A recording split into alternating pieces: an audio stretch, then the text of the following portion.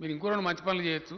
ఈ నీళ్లు మంచివి, ఈ అనంతగిరి కొండల నుంచి ఓషధుల నుంచి వస్తాయి మంచి నీళ్ళు. అవి చాలా తాగితే కూడా పెయ్యి కూడా మంచిదే ఆరోగ్యాలకు. కాబట్టి హైదరాబాద్ డ్రింకింగ్ వాటర్ కోసం కూడా మీరు వాడుకోవచ్చు. అట్లాగే మంచి వ్యవసాయ పరిశోధన కేంద్రం పెట్టి కూడా వ్యవసాయం గురించి కూడా మీరు చేయొచ్చు అని చెప్తే అప్పుడు అప్పటికప్పుడే ఎక్కడైతే కూర్చొని భోంచేస్తున్నారో अब दूसरे जगह को यही मुकर्रर करो, यही कायम करो అని ఫర్మాన్ ఇష్యూ చేసి 5,000 ఎకరాలు ఇచ్చి అగ్రికల్చర్ కాలేజ్ పెట్టారు అధ్యక్ష. ఉస్మానియా యూనివర్సిటీలో అంతర్భాగంగా అగ్రికల్చర్ కాలేజ్ పెట్టారు. ఇది హిస్టరీ.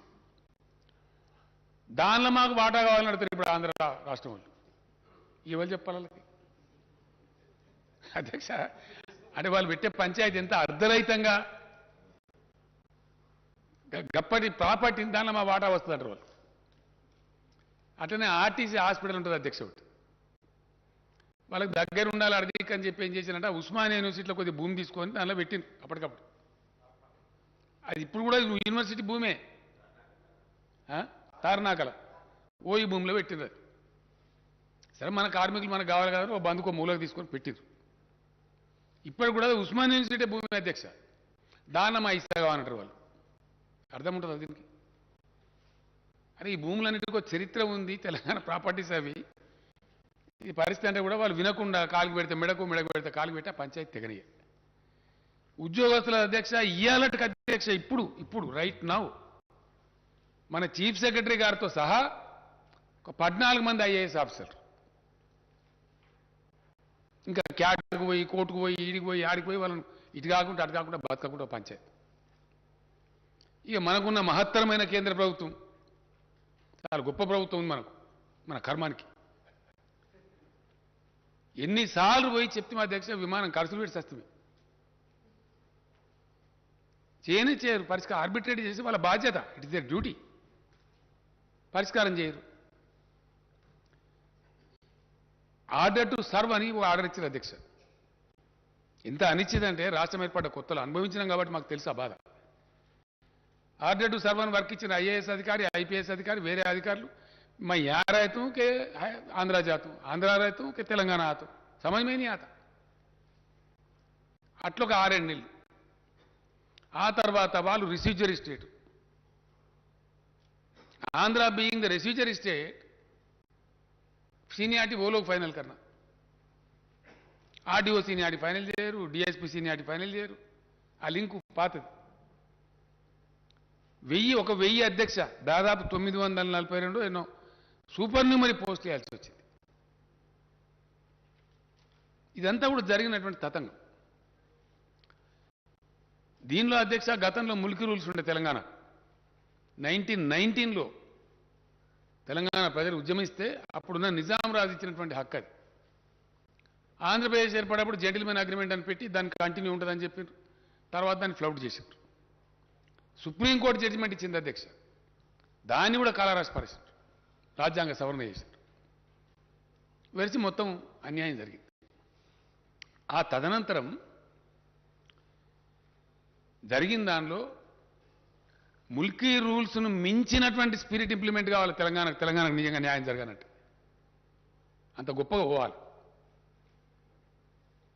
ఈ తతంగం అంతా జరిగి రాష్ట్రము అలా కలవడము, ఉద్యమాలు జరగడం, ఆ ఉద్యమాలు అయిపోయి మళ్ళీ ఇప్పుడు రాష్ట్రం రావడం.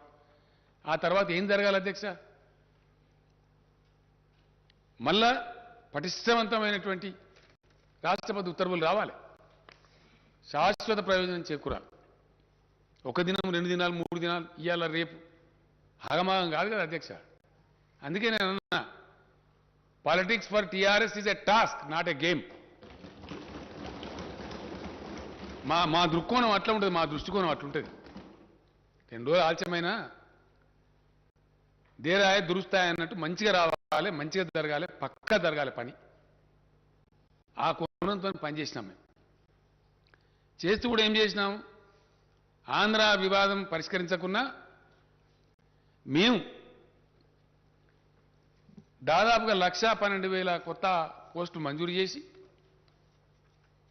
1,56,000 ఉద్యోగాలు నోటిఫై చేసినాం అధ్యక్ష. అందులో 1,33,942 ఉద్యోగాలు భర్తీ అయినాయి. మిగిలిన 22,000 చిల్లర ఉద్యోగాలు ప్రాసెస్ నడుస్తూ ఉంది. అది జరుగుతుంది. అంటే అప్పుడు ఇచ్చినటువంటి 1,56,000 ఉద్యోగాల నోటిఫికేషన్ ఒకటి అధ్యక్ష. ఆ తదనంతరం రాష్ట్రపతి ఉత్తర్వులు తీసుకురావడానికి పోతే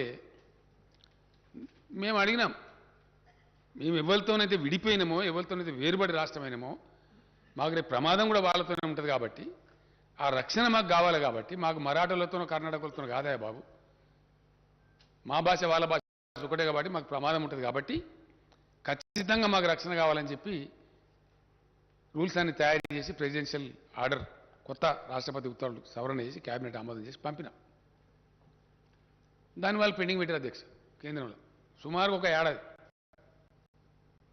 చివరికి నేనే ఒకటికి 4 సార్లు పోయి అక్కడ ఒక ఐఏఎస్ అధికారుల బృందం, మన రామచంద్రరావు మన ఫైనాన్స్ సెక్రటరీ గారు, అదే పని మన లా సెక్రటరీ గారు సంతోష్ రెడ్డి గారు, అదే పని అక్కడ పెట్టి ఆ న్యాయ విభాగం, ఈ విభాగం, ఆ విభాగం తిరిగి చివరికి రాష్ట్రపతి గారిని, ప్రధానమంత్రి గారిని నేనే పోయి కలిసిన అధ్యక్ష ఒక 4 సార్లు 5 సార్లు కలిసి, అయ్యా మా ప్రాబ్లం ఇదే, దయచేసి అర్థం చేసుకోండి అని చెప్పి ఇలా తెలంగాణ సాధించినటువంటి ఒక గొప్ప విజయం అధ్యక్ష. ముల్కీ రూల్స్ స్ఫూర్తిలో తెలంగాణ హక్కులను శాశ్వత ప్రాతిపదికన పరిరక్షించడానికి ఏదో రాజకీయాల కోసం నీకోటి చాక్లెట్, నాకో బెల్లం, నీకో బిస్కెట్ కాదు అధ్యక్ష. మేము ఆ పని చేయలే. శాశ్వత ప్రాతిపదికన తెలంగాణ యువతకు వాళ్ళ ఉద్యోగాలు వాళ్ళకే దక్కేటట్టు 95% లోకల్ కోటాతో రాష్ట్రపతి ఉత్తర్వులు తెచ్చిన అధ్యక్ష.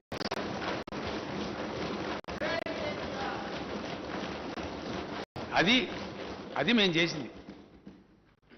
4 రోజులు ఆలస్యమైతే అయింది, కానీ శాశ్వతంగా ఈ కాడ నుంచి ఏ ఉద్యోగం వచ్చినా 95% ఎక్కడి నుంచి అధ్యక్ష? గతంలో స్టేట్ లెవెల్ పోస్టులు పెట్టి మొత్తం కొట్టేశారు. ఇలా అటెండర్ పోస్ట్ నుంచి ఆర్డీఓ పోస్ట్ దాకా 95% లోకల్స్కే వస్తుంది. Only 5% non local. ఆ 5%లో కూడా మళ్ళీ 3%, 4%, 2% మనకే వస్తుంది అధ్యక్ష ఓపెన్ కోటాలో. గతంలో ఏం చేసింది మోసం అంటే 20% నాన్ లోకల్ కోటా అని పెట్టారు అధ్యక్ష. అసలు నాన్ లోకల్ కోటా లేదు. నాన్ లోకల్ కోటా అని దాన్ని లోకల్స్కి అవకాశం ఇవ్వకుండా తెలంగాణ ఉద్యోగాలు కొట్టేసింది. రెసిడెన్షియల్ స్కూళ్ళు వగైరా ఇవన్నిటినీ అవి సొసైటీలని పేరు పెట్టి సొసైటీకి రాష్ట్రపతి ఉత్తర్వులు వర్తించవని అట్లా కూడా మోసం చేశారు. అన్ని కొట్టి పడేసాం అధ్యక్ష. ఒక్క సెక్రటేరియట్కి, ఎందుకంటే సెక్రటేరియట్కు వివిధ సర్వీసుల నుంచి, వివిధ ఫీడర్ల నుంచి మన తెలంగాణ ఉద్యోగుల్ని తీసుకుంటారు కాబట్టి అది ఒక్క బాడీ చిన్న తప్ప మిగతా అన్నీ కూడా 95% లోకల్ అధ్యక్ష. Only 5% open quota, not non local. అందులో మన లోకల్స్ కంపీట్ చేయొచ్చు.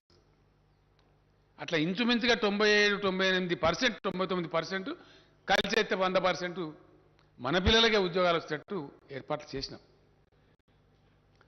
ఈ ఆంధ్ర పెట్టే పంచాయతీ తెగడానికి నిన్న మొన్న దాకా తెగలేదు అధ్యక్ష. గత సంవత్సరం డిసెంబర్ కొద్ది రోజుల ముందు చివరికి ఆ 400-500 పోస్టులు పోలీసు డిఎస్పీలు అయ్యి, ఆర్డీఓలు అవన్నీ సూపర్ న్యూమరీ ఇచ్చిన తర్వాత ఆ సీనియార్ల పంచాయతీ కూడా తెగి వాళ్ళకి మనకు గవర్నమెంట్ ఉద్యోగస్తుల కాడికి అయింది. అయిన తర్వాత ఉత్తర్వులు, రాష్ట్రపతి ఉత్తర్వులు తీసుకొచ్చి వాటిని జారీ చేసి డిసెంబర్లో జీవోలు ఇచ్చినాం ఉద్యోగులను. ఎందుకంటే ఎప్పుడు తేలితే అధ్యక్ష ఖాళీలు కంప్లీట్గా పూర్తిస్థాయి అవగాహన ఖాళీల మీద రావాలంటే, రాష్ట్రపతి ఉత్తర్వులు కంప్లీట్ అమలు కావాలంటే ఎప్పుడు పాసిబుల్ అవుతుంది? ఉన్న ఉద్యోగస్తులు డివైడ్ కావాలి. కొత్త జోన్ల ప్రకారం, కొత్త డివిజన్ల ప్రకారం, కొత్త జిల్లాల ప్రకారం. జిల్లా క్యాడర్ జిల్లాకు, జోనల్ క్యాడర్ జోనాల్కు, మల్టీ జోనల్ అంటే స్టేట్ లెవెల్ పోస్ట్ మేము మల్టీ జోనల్ అంటున్నాం, మల్టీ జోనల్కు ఆ అలాట్మెంట్ చేసినారు. దాని మీద ఇష్యూ చేసిందే 317. ఇది అర్థం కాక అదేందో మేము ఉద్యోగుల వ్యతిరేకం పోయినామన్నట్టు కొంతమంది, కొన్ని పార్టీలు, అది ఏం తోకదలో తల తెలియదు, బాధ్యత లేదు, నెత్తి లేదు, కత్తి లేదు, రోడ్ల మీద వాడు వీరంగారు. సరే న్యాయస్థానాలకు పోయినారు, ఏదైతే చేస్తారో అవన్నీ చేసి అప్పుడు మేము కఠినంగా దాన్ని ఇంప్లిమెంట్ చేసినాం. ఎందుకంటే పాపం బయట పిల్లలు మాకు ఉద్యోగం వస్తుంది కదా, గ్రూప్ 1 నోటిఫై చేయలేకపోయినాం, పంచాయతీ దగ్గర గ్రూప్ 2 చేయలే, గ్రూప్ 3 చేయలే, ఇప్పుడు అన్నీ నోటిఫై చేయాలి సమగ్రంగా. కాబట్టి వేచి ఉన్నాం. మొన్న డిసెంబర్లో అలాట్మెంట్ చేసిన తర్వాత ఎక్కడో అక్కడ సర్దుకున్నారు. సరే ఫైనల్గా సార్ మాకు మ్యూచువల్ అవకాశం ఏంటంటే సార్ అది కూడా ఇచ్చిండ్రు. అది చీఫ్ సెక్రటరీ గారే స్వయంగా చూస్తున్నారు. వాళ్ళు అడిగిన కదా సరే వాళ్ళ ఇష్టం ఉంటే పెట్టుకొని మనకు పోయేది ఏముందని ఇచ్చినాం. అయిపోయినాయి. ప్రమోషన్లు కూడా ఆల్మోస్ట్ అందరికి ఇచ్చేసినాం. ఒక టీచర్ల లేదా ఉందని చెప్పారు. అది కూడా నిన్న నేను చీఫ్ సెక్రటరీ గారికి ఆదేశం ఇచ్చిన ఇమీడియట్ కంప్లీట్ చేయమని చెప్పి అయిపోయింది. ఫైనల్గా అధ్యక్ష, ఒక రాష్ట్రం కానీ ఒక దేశం కానీ ప్రగతి పథంలో అద్భుతాలు ఆవిష్కరించాలి, గొప్ప ఫలితాలు రాబట్టానంటే ప్రజాప్రతినిధులుగా ఉన్నటువంటి మనం కానీ, పొలిటికల్ బ్యూరోక్రసీ కానీ, అఫిషియల్ బ్యూరోక్రసీ కానీ సంతోషంగా ప్రేమతోని హ్యాండ్ ఇన్ హ్యాండ్ పనిచేయాలి, ప్రేమ భావంతో పనిచేయాలి, చాలా గొప్పగా పనిచేయాలి. కాబట్టి వాళ్ళు కూడా మంచి సంతోషపూర్వకంగా ఉల్లాసంగా పనిచేస్తే చాలా మంచి ఫలితాలు వస్తాయి. ఆ ఫలితాలు మేము రాబట్టినాం అధ్యక్ష తెలంగాణలో. Yes, definitely we are a better administrating state, we are a better performing state. అందుకోసం రిజల్ట్స్ వచ్చినాయి 100%. వాటికనే పెరుగుతుంది అధ్యక్ష. జిఎస్డిపి నోట్ల మాట ఎందుకో మహారాష్ట్ర పెరుగుతలేదు, ఇంకో పెద్ద డంబాచారం కూడా గుజరాత్ ఎందుకో పెరుగుతలేదు. ఎప్పుడో సెటిల్డ్ స్టేట్స్ అధ్యక్ష అవన్నీ. ఇలా తమిళనాడు, కర్ణాటక, మహారాష్ట్ర, గుజరాత్ గొప్ప manufacturing states, highly settled states. 40, 50, 60, 70 ఏళ్ళుగా రాష్ట్రాలుగా జీవిక కొనసాగిస్తున్న రాష్ట్రాలు. వాటన్నిటిని తోసిరాజని తలదని ఇలా Telangana number 1 per capita GSDP. Yes, ఇవిడో ఏదో ఆశామాచిగా రోడ్ల మీద మస్తుగా మాట్లాడదు అధ్యక్ష. దానికేమున్నది? ప్లాట్ఫామ్ స్పీచ్లు మేము కూడా కొట్టగలుగుతాం మస్తుగా. ఇది వాస్తవం కాదా? ఇన్ని మేము ఆంధ్ర సృష్టించే అర్ధరహితమైన వివాదాలు ఎదుర్కొంటూ నిష్క్రియాపరంగా వ్యవహరిస్తున్నటువంటి కేంద్ర ప్రభుత్వ నిర్లక్ష్య వైఖరి, తెలంగాణ వ్యతిరేక వైఖరిని కూడా భరిస్తూ ఇవన్నీ సాధించినాం అధ్యక్ష. ఎస్, డెఫినెట్గా సాధించినాం పాజిటివ్గా. ఇలా లోన్లీ స్టేట్ అధ్యక్ష. ఒకటే ఒక్క రాష్ట్రం తెలంగాణలో, ఏకైక రాష్ట్రం 24 గంటలు అన్ని రంగాలకు గంట బజాయించి క్లీన్ పవర్ ఇచ్చే రాష్ట్రం తెలంగాణ కాదా అధ్యక్ష? పెద్ద పెద్ద నోరు పెట్టుకొని మాట్లాడతారు చాలామంది. రమ్మని ఏ రాష్ట్రం ఇస్తారు, రమ్మని మాట్లాడదాం. ఇండియాలో ఒక్క తెలంగాణ తప్ప ఉన్నదా ఇంకో రాష్ట్రం? ఇది మా ఘనత కాదా? దీన్ని ఒప్పుకునే సంస్కారం ఉండద్దా అధ్యక్ష?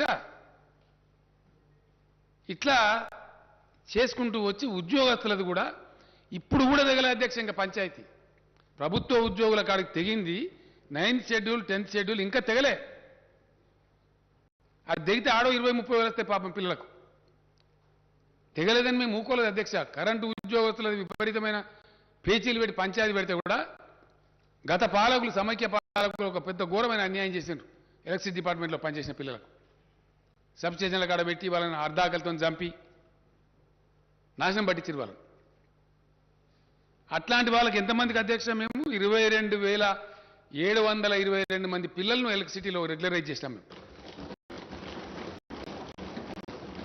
వాళ్ళ కడుపు నుండి అన్నం పెడతా ఉన్నాం. అట్లా మేము ఊరుకోలే. 1.5 లక్ష పోస్టులు 1,55,000 నోటిఫై చేసినాం, 1,33,000 రిక్రూట్ చేసినాం, ఇంకో 20,000 ప్రాసెస్ జరుగుతూ ఉంది. అటు కరెంటు వాళ్ళ పిల్లలు ఉద్యోగస్తులను చేసినాం. అన్నిటిని మించి అధ్యక్ష, ఇది కూడా చరిత్ర, ఫ్యాక్ట్, అన్నిటిని మించి మేము ఎంప్లాయీ ఫ్రెండ్లీ గవర్నమెంట్ అని ప్రకటించుకున్నాం అధ్యక్ష. Yes, we are friendly. ఒక దుర్మార్గమైన విధానం సమైక్య పాలకులు చేసినారు. కాంట్రాక్ట్ ఉద్యోగం, కడుపు కొట్టే పని. కాంట్రాక్ట్ ఉద్యోగం అనేది మన రాసి రంపానం పెట్టి ఆయన ఎక్కువ పని చేస్తాడు, అసలు తక్కువ పని చేస్తాడు అధ్యక్ష. అసలు ఉద్యోగాన్ని ఎక్కువ పని చేస్తాడు కానీ ఆయనకు జీతం సరిగేయరు, సౌకర్యం సరిగా ఉండదు. మేము దాన్ని రద్దు చేసినాం. కాంట్రాక్ట్ ఎంప్లాయీస్ అవసరం లేదు రాష్ట్రంలో అని చెప్పినాం. చాలా కొంతమంది పుణ్యాత్ములు పార్టీలో పోయినాయి అధ్యక్ష కోర్టు. తర్వాత మేము కూడా న్యాయ పోరాటం చేసినాం. నేను చదువుతున్నా స్టేట్మెంట్లో చెప్తా బాగా అఫిషియల్ చేసి గెలిచినాం. ఇట్లా మేము ఊరుకోలేదు అధ్యక్ష. నిజంగా హైయెస్ట్ పేడ్ ఎంప్లాయీస్ ఎవరి అలా ఇండియాలో తెలంగాణ ఎంప్లాయీస్. డెఫినెట్గా ఉద్యమ సందర్భంలో ఏ మాట అయితే మేము చెప్పినామో తెలంగాణ ధనిక రాష్ట్రం అవుతుంది, అయింది. Telangana employees highest paid employees ఉంటారు, పే చేస్తున్నాం. ఎస్ అధ్యక్ష, అన్నిటిని మించి ఇండియా మొత్తంలో ఏ కేంద్ర ప్రభుత్వం కానీ ఏ రాష్ట్రం కానీ చేయని విధంగా ఒక సంస్కారంతో చిన్న ఉద్యోగులు కూడా న్యాయం జరగాలని చెప్పి 30% మొన్న పే రివిజన్ ఇస్తే వాళ్ళకు కూడా ఇచ్చినాం అధ్యక్ష. ప్రతి ఒక్కరికి ఇచ్చినాం. ట్రాఫిక్ కానిస్టేబుళ్లకు 30% బేసిక్ శాలరీ యొక్క రిస్క్ అలవెన్స్ ఇచ్చే ఒకటే ఒక రాష్ట్రం ఇండియాలో తెలంగాణ అధ్యక్ష. హైలీ పేడ్ హోమ్ గార్డ్స్ ఉండే రాష్ట్రం ఇండియాలో తెలంగాణ అధ్యక్ష. ఇట్లా అనేక చర్యలు తీసుకున్నాం. వాళ్ళకి రక్షణ ఇచ్చినాం, వాళ్ళ కడుపు నింపినాం. ఎవరు పుట్టగొట్టే ప్రయత్నం చేయలే. నేను మా ఫైనాన్స్ సెక్రటరీ గారు రామచంద్రరావు గారు వస్తే రామచంద్రరావు గారు ఎందుకంటే ఆయన కాదని నడవదు కదా అధ్యక్ష, ఇండిసిప్లిన్ రావద్దు కదా. తెలంగాణ ఇప్పుడు కూడా బై డేట్ కూడా డిఫాల్ట్ చేయం అధ్యక్ష. అందుకే మనకు పతారా మన బాండ్లు 40 సంవత్సరాల బాండ్లు కూడా అమ్ముడు పోతాయి. ఏ రాష్ట్రం బాండ్లు అమ్ముడు పోవట్ల. 40 years బాండ్ అమ్ముతుంది తెలంగాణ, కొంటున్నారు హాట్ కేక్ లాగా. ఎందుకంటే వీ డోంట్ డిఫాల్ట్, ఉన్నంతలోనే తిందామని చెప్పి. బయట ఏదో అవాకులు చెవాకులు మాట్లాడతారు అధ్యక్ష. లోయెస్ట్ అప్పులుండే రాష్ట్రం ఇవాళ ఇండియాలో తెలంగాణ, అతి తక్కువ. ఎస్ అకౌంట్స్ ఇచ్చినాం కదా అధ్యక్ష, ఆడిటర్ జనరల్ గారు ఇచ్చిన అకౌంట్స్ ఇచ్చినాం. We can discuss. తక్కువ, చాలా రాష్ట్రాల కన్నా తక్కువ అప్పులు ఉంటాయి. ఫిజికల్ ప్రుడెన్స్ మెయింటైన్ చేస్తాం, డిసిప్లిన్ మెయింటైన్ చేస్తాం, కడుపు కట్టుకొని నోరు కట్టుకొని అవినీతి రహితంగా పనిచేస్తూ ఉన్నాం. కాబట్టి ఇంత ప్రగతి రాగలుగుతారు. ఒక వాతావరణం బిల్డ్ అయితే ఈ ప్రగతి వస్తుంది. ఈ ప్రగతిని డిట్రాక్టర్స్ అంటే మా ఏకాగ్రతను చెడగొట్టాలని ప్రయత్నం చేసే డిట్రాక్టర్స్ ఎవరైతే ఉంటారో వాళ్ళు విశ్వ ప్రయత్నాలు చేసినా అది రాకుండా మేము ముందుకు పోతా ఉన్నాం. ఖచ్చితంగా అదేవిధంగా ముందుకు పోతాం అధ్యక్ష, అందులో అనుమానం కూడా లేదు. ఇవాళ నిరుద్యోగ యువత పాపం పిల్లలు, నిరుద్యోగ యువకుల తల్లిదండ్రులు బయట ఎదురు చూస్తూ ఉన్నారు. హౌస్ ఉంది కాబట్టి as a matter of respect to the house, సాంప్రదాయాలు తెలిసిన వాళ్ళం కాబట్టి, మర్యాద కాబట్టి. నేను వనపర్తిలో చాలా పెద్ద సంఖ్యలో వచ్చిన అధ్యక్ష జనం, చాలా పెద్ద బహిరంగ సభ అక్కడ చెప్పి ఉంటాను నేను. కానీ సభ కొలువు తీరినది కాబట్టి ఒక పాలసీ డెసిషన్ సభలో చెప్పాలి కాబట్టి నేను అక్కడ చెప్పలేదు. పిల్లలు చూస్తారు కదా అనే ఉద్దేశంతో 10 గంటలకు టీవీ కార్డు ఉండినా రేపు ప్రకటన చేస్తామని చెప్పినాం. అంతే కదా అధ్యక్ష. నేను చాలా సంతోషంగా ప్రకటిస్తా ఉన్నా, రేపు రాబోయే రోజులలో షెడ్యూల్ 9, షెడ్యూల్ 10 కూడా పరిష్కారం అయితే, అంటే వివిధ ప్రభుత్వ రంగ సంస్థల అధ్యక్ష తమకు తెలియంది కాదు, దాదాపు 40-50 ఉంటాయి. ఆ వివాదం కూడా ఈ ఆంధ్రతో పరిష్కారం అయిపోతే అక్కడ కూడా అవకాశాలు ఏర్పడతాయి. ఇక మన అనుకూలంగా మన తెలంగాణ కాంటెక్స్లో మనం కొన్ని పాతే తీసేస్తాం కావచ్చు, కొన్ని కొత్త కార్పొరేషన్లు పెట్టుకోవడం కావచ్చు, అక్కడ కూడా అవకాశాలు వస్తాయి. అవి మళ్ళీ రావచ్చు, 10,000 20,000 ఎన్ని స్థానం వస్తాయి. అవి కాకుండా ఇప్పుడు పరిష్కారమైనటువంటి దాని ప్రకారంగా మొత్తం తెలంగాణ మన ఉద్యోగుల విభజన చేసిన తర్వాత స్టేట్మెంట్ చదువుతా అధ్యక్ష, ఒక వర్డ్ చెప్పి తమ అనుమతితోని. మొత్తం ఈరోజు 91,147 ఖాళీలు ఏర్పడాయి అధ్యక్ష.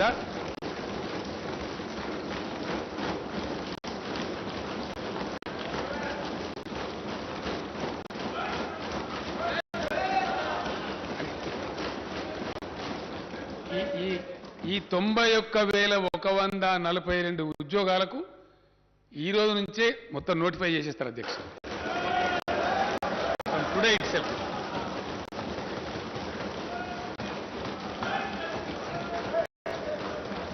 ఇందులో అధ్యక్ష, ఇందులో నేను స్టేట్మెంట్ చదివే ముందు ఒక విషయం చెప్పాల్సిన అక్కడ బాధ్యత నా మీద ఉంటుంది. ఇందులో అధ్యక్ష, గతంలో హైకోర్టు పోయి ఏవైతే కాంట్రాక్టు ఉద్యోగస్తుల పొట్టలు నింపాలని మానవీయ కోణంలో మేము రెగ్యులరైజేషన్ ప్రతిపాదించినామో అవి 11,103 మంది ఉన్నారు అధ్యక్ష పిల్లలు. ఇక వాళ్ళ ఏజ్ అయిపోతా ఉంది పాపం. వాళ్ళకి ఏదో ఉద్యోగం కదా పర్మనెంట్గా ఆపోతుందని ఆశతో జాయిన్ అయినారు, సర్వీస్ పాపం ఏజ్ అయిపోతా ఉంది. వాళ్ళు మొదలేస్తే ఇప్పుడు పాపం వాళ్ళు బదారణ పడతారు, అర్ధాకలతో పనిచేస్తున్నారు. వాళ్ళు ఊరుగా కోరుతున్నారు. మొన్ననే హైకోర్టు కూడా పర్మిషన్ ఇచ్చింది అధ్యక్ష, గత డిసెంబర్లోనే. ఈ వివాదం అయిపోతే చేద్దామనుకున్నాం. ఈరోజు నేను అధికారికంగా ప్రకటిస్తా ఉన్నా, ఇందులో 11,103 కాంట్రాక్ట్ ఉద్యోగులందరినీ కూడా రెగ్యులరైజ్ చేస్తా ఉన్నాం అధ్యక్ష.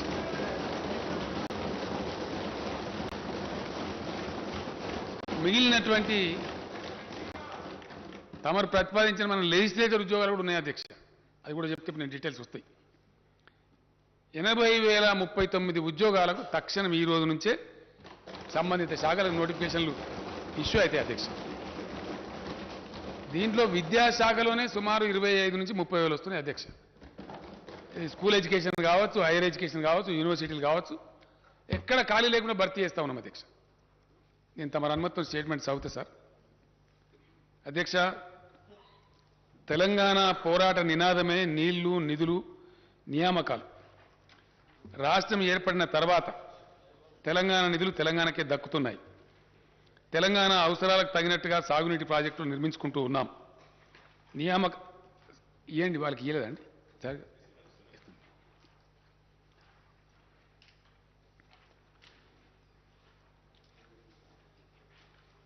సాగునీటి ప్రాజెక్టులు నిర్మించుకుంటూ ఉన్నాం. నియామకాలకు సంబంధించి స్థానిక అభ్యర్థులకు సంపూర్ణ న్యాయం జరగడానికి కావలసిన పటిష్టమైన వ్యవస్థను, విధానాన్ని రూపొందించి అమలు చేస్తున్నాం.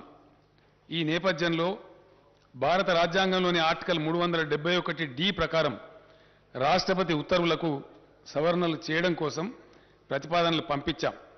కేంద్రం అనవసర తాత్సారం చేసింది. దీంతో నేనే స్వయంగా అనేక మార్లు ఢిల్లీకి వెళ్ళి గౌరవ ప్రధానమంత్రి గారిని, గౌరవ రాష్ట్రపతి గారిని కలిసి దీనికి ఉన్న ప్రాముఖ్యతను వివరించారు. దీనికోసమని ప్రత్యేకంగా అధికారుల బృందాన్ని ఢిల్లీలో పెట్టి ప్రభుత్వం నిరంతర ప్రయత్నం చేసింది. రాష్ట్ర ప్రభుత్వం చేసిన ప్రయత్నాల ఫలితంగా రాష్ట్రపతి ఉత్తర్వుల సవరణ సాధ్యమైంది. ఇది తెలంగాణ ప్రజల చిరకాల ఆకాంక్షను నెరవేర్చిన చరిత్రాత్మకమైనటువంటి విజయం. తెలంగాణ ప్రభుత్వం కృషి వల్ల ఇక నుంచి ప్రభుత్వ ఉద్యోగాలలో అత్యంత దిగువ స్థాయి క్యాడర్ నుంచి ఉన్నత స్థాయి క్యాడర్ దాకా, అంటే అటెండర్ నుంచి ఆర్డీఓ దాకా స్థానిక అభ్యర్థులకు 95% రిజర్వేషన్ అమలవుతుందని తెలియజేయడానికి నేను సంతోషిస్తూ ఉన్నాను. దేశంలో స్థానికులకు ప్రభుత్వ ఉద్యోగ నియామకాల్లో 95% రిజర్వేషన్ సాధించిన ఒకే ఒక్క రాష్ట్రం తెలంగాణ రాష్ట్రం అధ్యక్ష. అర్ధ శతాబ్దం పాటు తెలంగాణకు జరిగిన అన్యాయ పరంపరను టీఆర్ఎస్ ప్రభుత్వం అంతం చేయగలిగింది అని చెప్పడానికి నేను గర్విస్తా ఉన్నాను. కొత్తగా సాధించుకున్న రాష్ట్రపతి ఉత్తర్వుల మేరకు స్థానిక అభ్యర్థులకు రిజర్వేషన్ శాతం పెరగటమే కాకుండా స్థానిక రిజర్వేషన్ పరిధిలోకి వచ్చే పోస్టుల సంఖ్య కూడా గణనీయంగా పెరిగింది. గత ఉత్తర్వుల ప్రకారం RDO, DSP, CTO, RTO, district registrar, excise superintendent తదితర గ్రూప్ 1 ఉద్యోగాలకు లోకల్ రిజర్వేషన్ వర్తించేది కాదు. కానీ ఇప్పుడు ఇవన్నీ కూడా లోకల్ రిజర్వేషన్ల పరిధిలోకే తీసుకొచ్చాం. గతంలో ఉన్న రాష్ట్రపతి ఉత్తర్వుల ప్రకారం 60 నుంచి 80% వరకు మాత్రమే లోకల్ రిజర్వేషన్ పరిధి ఉండేది. ఇప్పుడు అన్ని పోస్టులకు 95% లోకల్ రిజర్వేషన్ వర్తిస్తుంది అధ్యక్ష.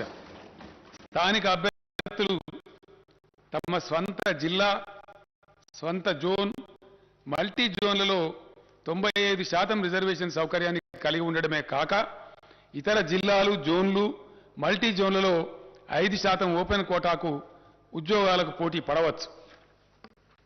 స్థానిక అభ్యర్థులు తమ జిల్లాలో జిల్లా క్యాడర్ పోస్టులకు, తమ జోన్లోని జోనల్ క్యాడర్ పోస్టులకు అర్హత కలిగి ఉంటారు. నిరుద్యోగ యువత ఆయా ఉద్యోగాలకు పోటీ పడటానికి గతం కన్నా ఎక్కువ అవకాశాలు లభిస్తాయని తెలియజేస్తున్నాను. 7 జోన్లు, 33 జిల్లాల వారీగా ఉద్యోగ నియామకాలు చేపట్టడం వల్ల రాష్ట్రంలోని మారుమూల ప్రాంతాల్లో ఉద్యోగ ఖాళీలు, సిబ్బంది కొరత వంటి సమస్యలు తీరుతాయి. కొత్త రాష్ట్రం ఆవిర్భావం అనేది భౌగోళిక విభజనతో పాటు ఉద్యోగులు, ఆస్తుల విభజనతో కూడుకున్న ప్రక్రియ. ప్రభుత్వ సంస్థలు మాత్రమే కాక ఆంధ్రప్రదేశ్ పునర్వ్యవస్థీకరణ చట్టంలోని 9, 10 షెడ్యూళ్ల కింద పేర్కొన్న ప్రభుత్వ పరిధిలోని వివిధ వాణిజ్య సంస్థలు, ఇతర సంస్థలకు చెందిన ఆస్తులు, ఉద్యోగాల విభజన కూడా ముడిపడి ఉంది. అయితే ఈ ప్రక్రియకు కేంద్ర ప్రభుత్వం ఆదేశాలతో సంబంధం ఉంది. ఆంధ్రప్రదేశ్ రాష్ట్రం సృష్టిస్తున్న అర్ధరహిత వివాదాలు, కాలికేస్తే మెడకు, మెడకేస్తే కాలికి వేసినట్టుండే దుర్మార్గ వైఖరి, దీనికి తోడు కేంద్ర ప్రభుత్వ బాధ్యత రాహిత్యం, నిర్లిప్తత వల్ల ఈ ప్రక్రియ ఇప్పటికీ ఇంకా పూర్తి కాలేదు. తెలంగాణ ప్రభుత్వం ఏర్పడిన తర్వాత తెలంగాణ కేంద్రంగా ప్రణాళికలను, విధానాలను రూపొందించుకున్నాం. తెలంగాణ అవసరాలకు తగిన విధంగా పరిపాలన సంస్కరణలను అమల్లోకి తెచ్చాం. వివిధ శాఖలను పునర్వ్యవస్థీకరణ చేసి బలోపేతం చేసే దిశగా చర్యలు తీసుకున్నాం.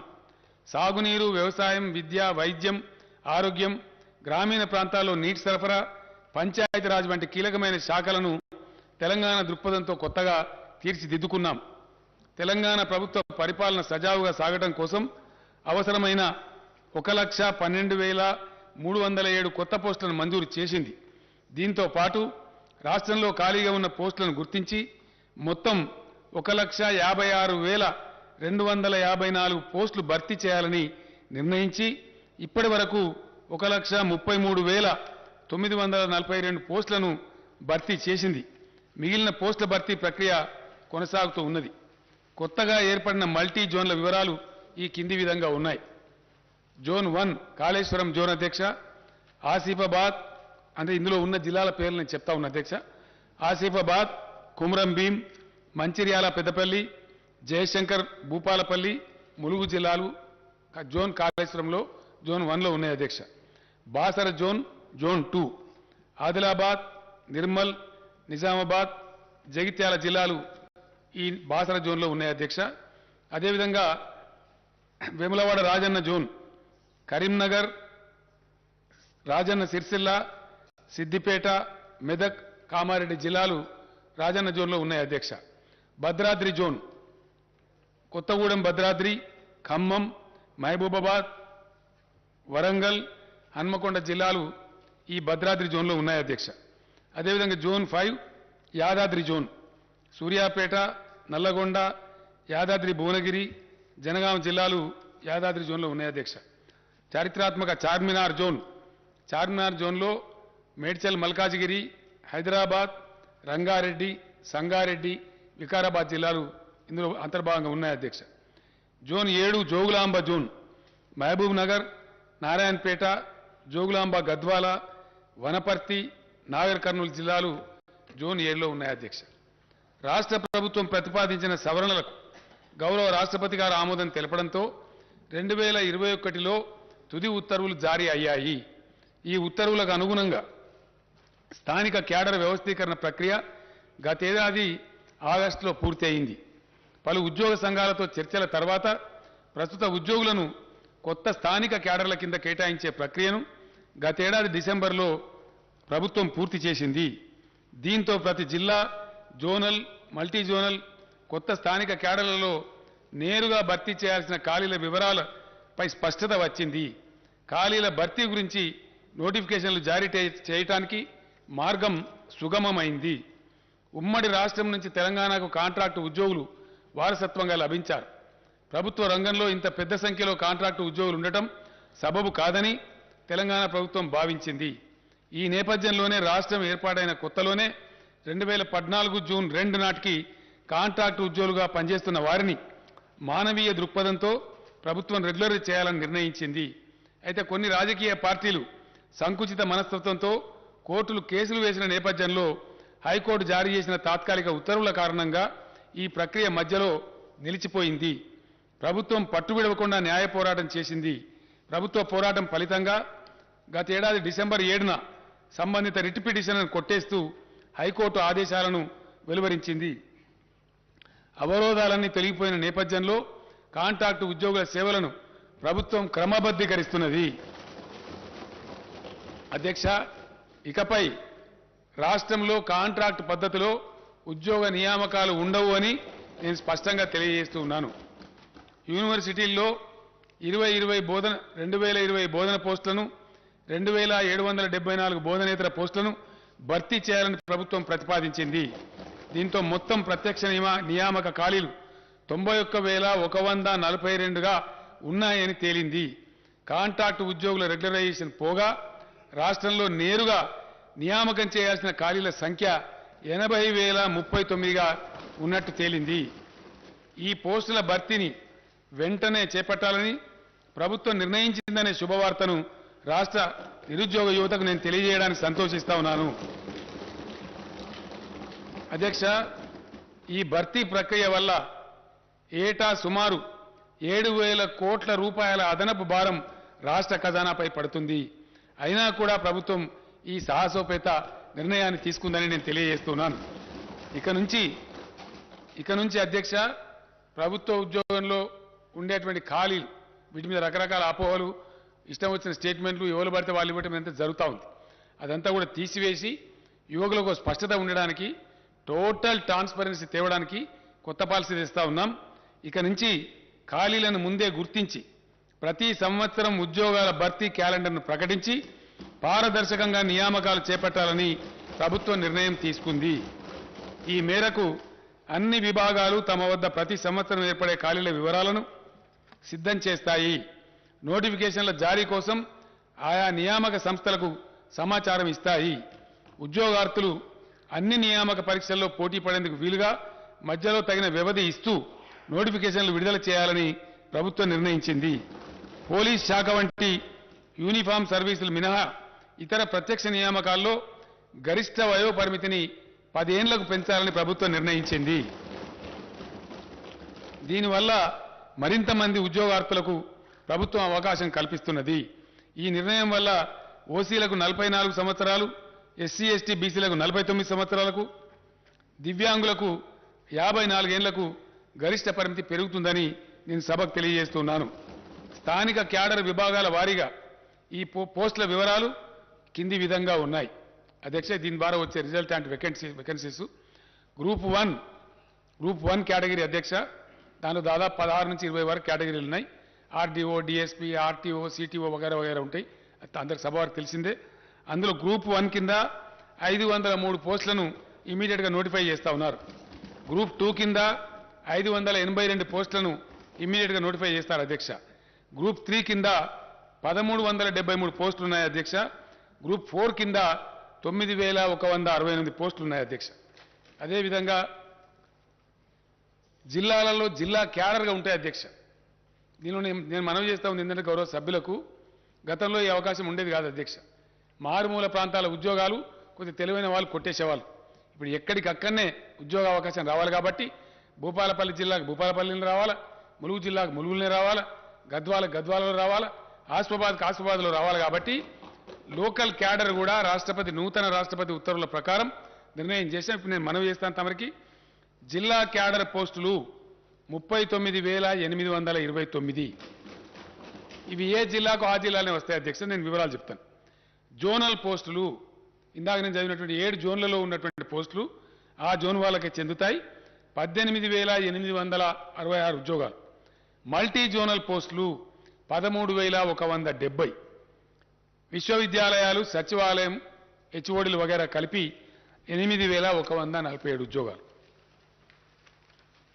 అధ్యక్ష, జిల్లాల వారీగా అంటే ఏ జిల్లాకు ఆ జిల్లాకే తక్షణం లభించే ఉద్యోగాల సంఖ్య ఎక్కడ వాళ్ళకి అక్కడనే వస్తుంది అధ్యక్ష. అక్కడనే నియామక ఉత్తర్వులు ఇస్తారు. హైదరాబాద్ 5,268, నిజామాబాద్ 1,976, మేడ్చల్ మల్కాజ్గిరి 1,769 మంది, రంగారెడ్డి 1,561, కరీంనగర్ 1,465, నల్లగొండ 1,398, కామారెడ్డి 1,340, ఖమ్మం 1,340, భద్రాద్రి కొత్తగూడెం 1,316, నాగర్ కర్నూలు జిల్లా 1,257, సంగారెడ్డి జిల్లా 1,243, మహబూబ్ నగర్ జిల్లా 1,213, ఆదిలాబాద్ జిల్లా 1,193, సిద్దిపేట జిల్లా 1,178, మహబూబాబాద్ జిల్లా 1,172, హనుమకొండ జిల్లా 1,157, మెదక్ జిల్లా 1,149, జగిత్యాల జిల్లా 1,063, మంచిర్యాల జిల్లా 1,025, యాదాద్రి భువనగిరి 1,010, జయశంకర్ భూపాలపల్లి 918, నిర్మల్ జిల్లా 876, వరంగల్ జిల్లా 842, కుమ్రంభీం ఆసిఫాబాద్ 825, పెద్దపల్లి జిల్లా 800, జనగామ జిల్లా 760, నారాయణపేట జిల్లా 741, వికారాబాద్ జిల్లా 738, సూర్యాపేట జిల్లా 719, ములుగు జిల్లా 696, జోగులాంబ గద్వాల 662, రాజన్న సిరిసిల్ల 601, వనపర్తి జిల్లా 556, మొత్తం 39,829 అధ్యక్ష. డైరెక్ట్ రిక్రూట్మెంట్ వేకెన్సీలు జోన్ వారీగా అధ్యక్ష, అంటే జోనల్ పోస్టులు. Zone 1 Kaleshwaram 1630, zone 2 Basara 2328, zone 3 Rajanna 2403, zone 4 Bhadradri 2858, zone 5 Yadadri 2160, zone 6 Charminar 5297, zone 7 Jogulamba 2190, మొత్తం 18,866 అధ్యక్ష. దీంతో పాటు మల్టీ జోనల్ పోస్ట్ ఇందాక నేను మనవి చేసినటువంటి ఆర్డీఓ, డిఎస్పీ వగైరా వగైరా అధ్యక్ష ఒక 15-20 కేటగిరీలు ఉన్నాయి. దాంట్లో సిటీఓ, ఆర్టీఓ ఇవన్నీ కూడా ఉంటాయి. ఎక్సైజ్ సూపరింటెండెంట్, డైరెక్ట్ రిక్రూట్మెంట్ అధ్యక్ష. ఇవి multi zone 1 6,800, multi zone 2 6,370, multi zone మొత్తం కలిపి 13,170. ఈ విధంగా ఈ వేకెన్సీలు కూడా ఇమ్మీడియట్ నోటిఫై చేస్తారు అధ్యక్ష. దీని తర్వాత డిపార్ట్మెంట్ వారీగా నేను మనవి చేస్తా ఉన్నా స్టేట్ వైడ్గా. హోంశాఖలో 18,334, సెకండరీ ఎడ్యుకేషన్ అంటే టీచర్ పోస్టులు వగైరా ఉంటాయి అధ్యక్ష 13,086, హెల్త్ మెడికల్ ఫ్యామిలీ వెల్ఫేర్లో 12,755, హయ్యర్ ఎడ్యుకేషన్ అగైన్ ఎడ్యుకేషన్ అధ్యక్ష అంటే కాలేజ్ ఎడ్యుకేషన్లో 7,878, బీసీల సంక్షేమం 4,311, రెవెన్యూ డిపార్ట్మెంట్ అంటే నూతనంగా ఏర్పడ్డ మండలాలు, డివిజన్లు, జిల్లాల వారీగా పోస్టుల భర్తీ అధ్యక్ష. Revenue department 3,560, scheduled caste development department 2,879, irrigation మరియు command area development 2,692, tribal వెల్ఫేర్లో 2,399, minority వెల్ఫేర్లో 1,825, environment, forest and technology 1,598, Panchayati Raj మరియు రూరల్ డెవలప్మెంట్లో 1,455, లేబర్ మరియు ఎంప్లాయ్మెంట్ 1,221, ఫైనాన్స్ డిపార్ట్మెంట్లో 1,146, మహిళలు పిల్లలు అంటే మహిళా శిశు సంక్షేమం, హ్యాండిక్యాప్డ్ అండ్ సీనియర్ సిటిజన్స్ డిపార్ట్మెంట్లో 895, మున్సిపల్ అడ్మినిస్ట్రేషన్లో 859, అగ్రికల్చర్ మరియు కోఆపరేషన్లో 801, ట్రాన్స్పోర్ట్ రోడ్ బిల్డింగ్స్లో 563, న్యాయశాఖలో 386, ఎనిమల్ హస్బెండరీలో 353, జీఐడీలో 343, ఇండస్ట్రీస్ డిపార్ట్మెంట్లో 233, యూత్ టూరిజంలో 184, ప్లానింగ్ డిపార్ట్మెంట్లో 136, సివిల్ సప్లైస్ డిపార్ట్మెంట్లో 106, లెజిస్లేచర్లో అధ్యక్ష మన శాసనసభలో 25, ఎనర్జీలో అంటే పవర్ డిపార్ట్మెంట్లో 16, మొత్తం కలిపి 80,039 ఉద్యోగాలు వెంటనే తక్షణమే నోటిఫికేషన్లు విడుదల చేసి రిక్రూట్మెంట్ ప్రక్రియ మొదలవుతుందని చెప్పి సభ ద్వారా గౌరవ సభ్యులకు, తమ ద్వారా గౌరవ సభ్యులకు, సభకు, తద్వారా రాష్ట్ర ప్రజానీకానికి తెలియజేస్తున్న అధ్యక్ష. ధన్యవాదాలు తెలియజేస్తాను.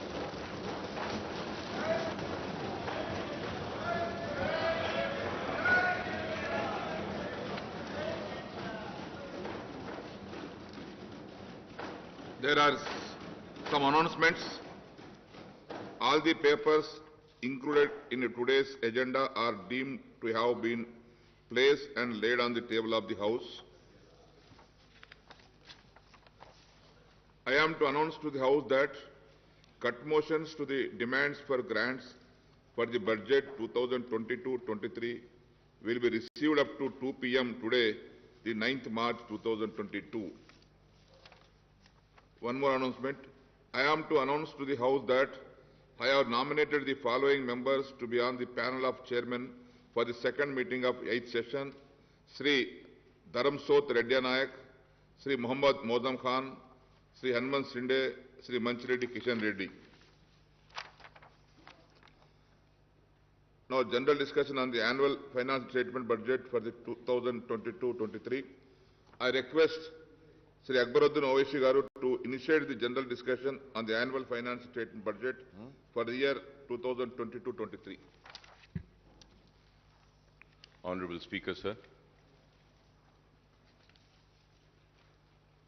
Sir, before I go on the discussion on the budget,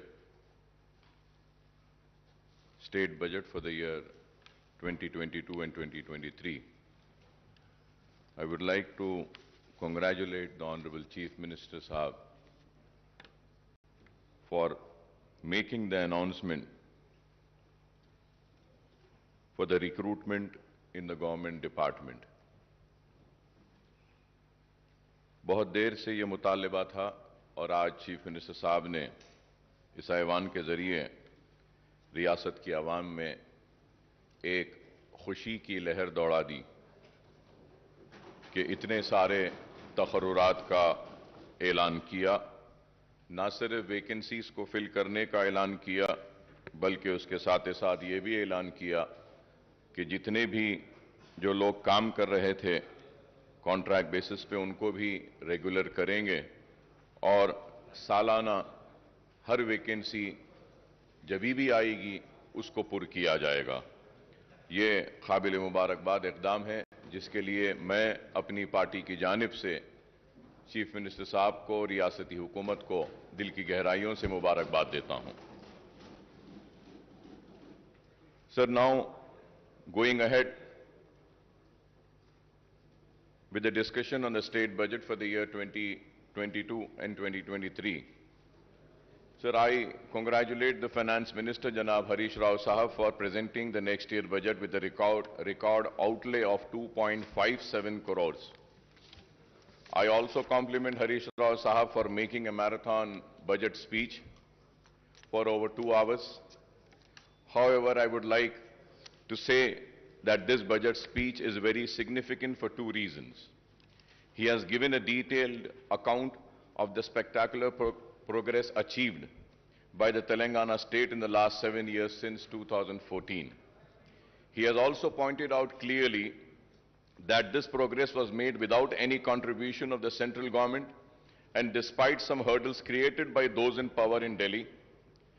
One could imagine what more Telangana state would have achieved if the powers that be in Delhi were responsive to its needs and demands.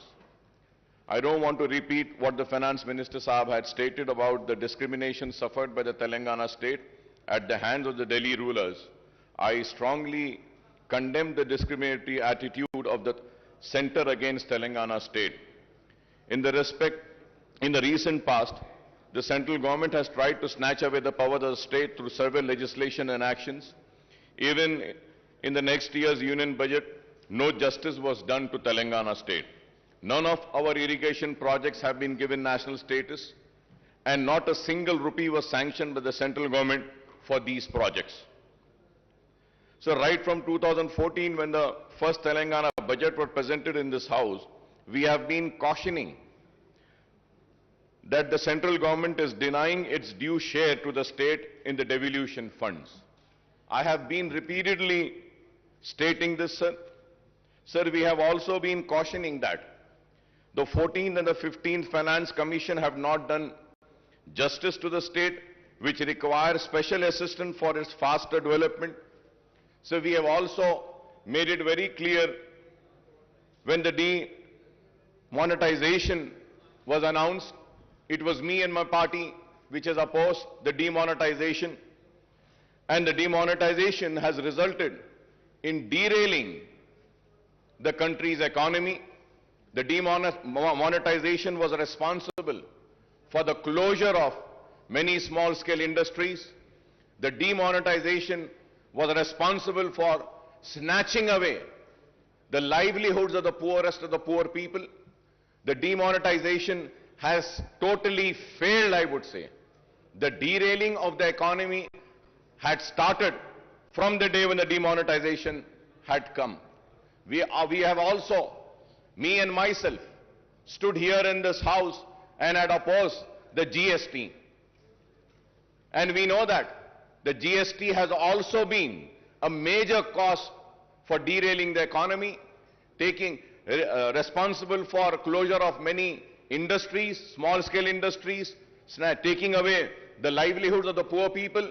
So GST had to be discussed more further without a total discussion and taking into account the real reasons as to why the GST was opposed by my party. We have already spoken about it, but I would say that all these are the reasons why the economy of the country was derailed. All our apprehensions have come true, and we have a situation where the state share of divisible pool of central taxes has decreased and the grant in aid also falling steeply. मैं ये भी बात जरूर कहूंगा कि मजलिस इत्तेहाद अल मुस्लिमीन मुसलसल मरकजी हुकूमत की नाकामियों पर रियासती हुकूमत को बार बार मुतवज्जो कराती रही, बार बार आगाह कराती रही और बोलती रही कि आपकी ये खुर्बत रियासत के लिए नुकसानदेह साबित होगी। देरी सही, लेकिन आज हम देखते हैं कि रियासती हुकूमत आज मरकजी हुकूमत के इक़दामात के खिलाफ शिद्दत के साथ आज उससे इख्तिलाफ कर रही है और अपनी नाराजगी का इजहार कर रही है। तो आखिर मजलिस इत्तेहाद अल मुस्लिमीन की बात और उसकी पॉलिसी सही साबित हुई कि रियासती हुकूमत से को नुकसान पहुंचा मरकजी हुकूमत की खुर्बत के जरिए। Sir, for instance the state share of central taxes has come down from rupees 15.987 crores in 2019 and 20 to rupees 7,589 crores in the first 10 months of the current financial year to 2021-2022 as per the CAG accounts. Similarly, the grant in aid for the center has decreased from 11,598 crores in 2019 and 20 to rupees 7,303 crores in the first 10 months of 2021 and 2022, sir. Hence, the state's share of central taxes and central grants in aid together total rupees 27,587 crores in 2019 and 20. And this has come down to just rupees 14,892 crores in the 10 months of 2021 and 2022, sir. So the direct consequence of lack of adequate central grants and share in divisible pool is that the state has to depend mainly on the borrowings to finance a big chunk of its revenues and capital expenditures. At the same time, GSDP has more than doubled from 4.51 lakh crores in 2013-14 to rupees 11.55 lakh crores in the year 2021-22, sir. Moreover, the state has recorded positive growth in the last 2 years despite the impact of COVID, even as other states had registered negative growth. It is gratifying to note that Telangana's per capita income has risen from rupees 1.24 lakh in 2014 and 15 to rupees 2.79 lakhs in 2021-22, which is significantly higher than the average national per capita income, sir.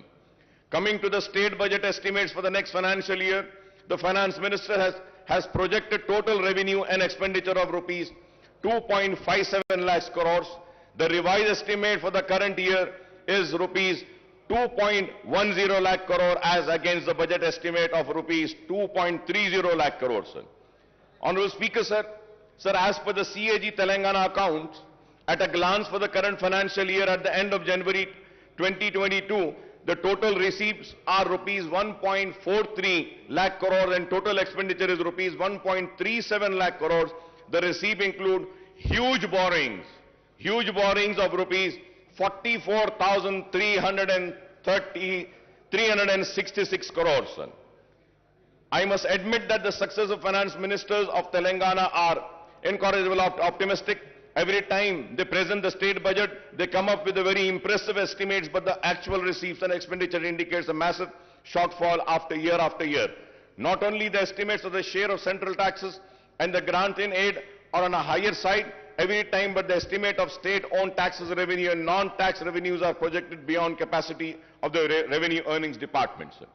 Let us take the figures of the current year's budget estimate and the actual for the last 10 months, sir.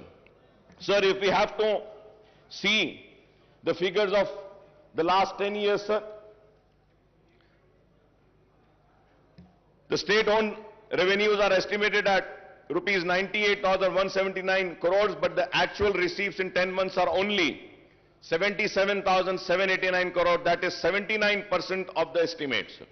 Similarly, the state non-tax revenues are projected at rupees 30,577 crores, but the actual receipts are 5,600 crores, that is 18% of the estimates. The state's own tax and non-tax revenues together were estimated at rupees 1,28,756 crores, but the actual receipt in 10 months amount to rupees 83,389 crores. The state is supposed to earn rupees 45,367 crores to achieve the year's budgeted target of rupees 35,367 crores as per the revised estimate. Honorable Speaker, sir, I don't think that the revenue earnings departments can perform miracles and achieve 10% target before the financial year which closes at March 31st. A direct consequence of the shortfall in revenue received is the huge shortfall in the state expenditure on both welfare schemes and developmental activities. The statement of CAG report on state budget, sir, which clearly gives a picture to us. If we have to see, Honorable Speaker, sir,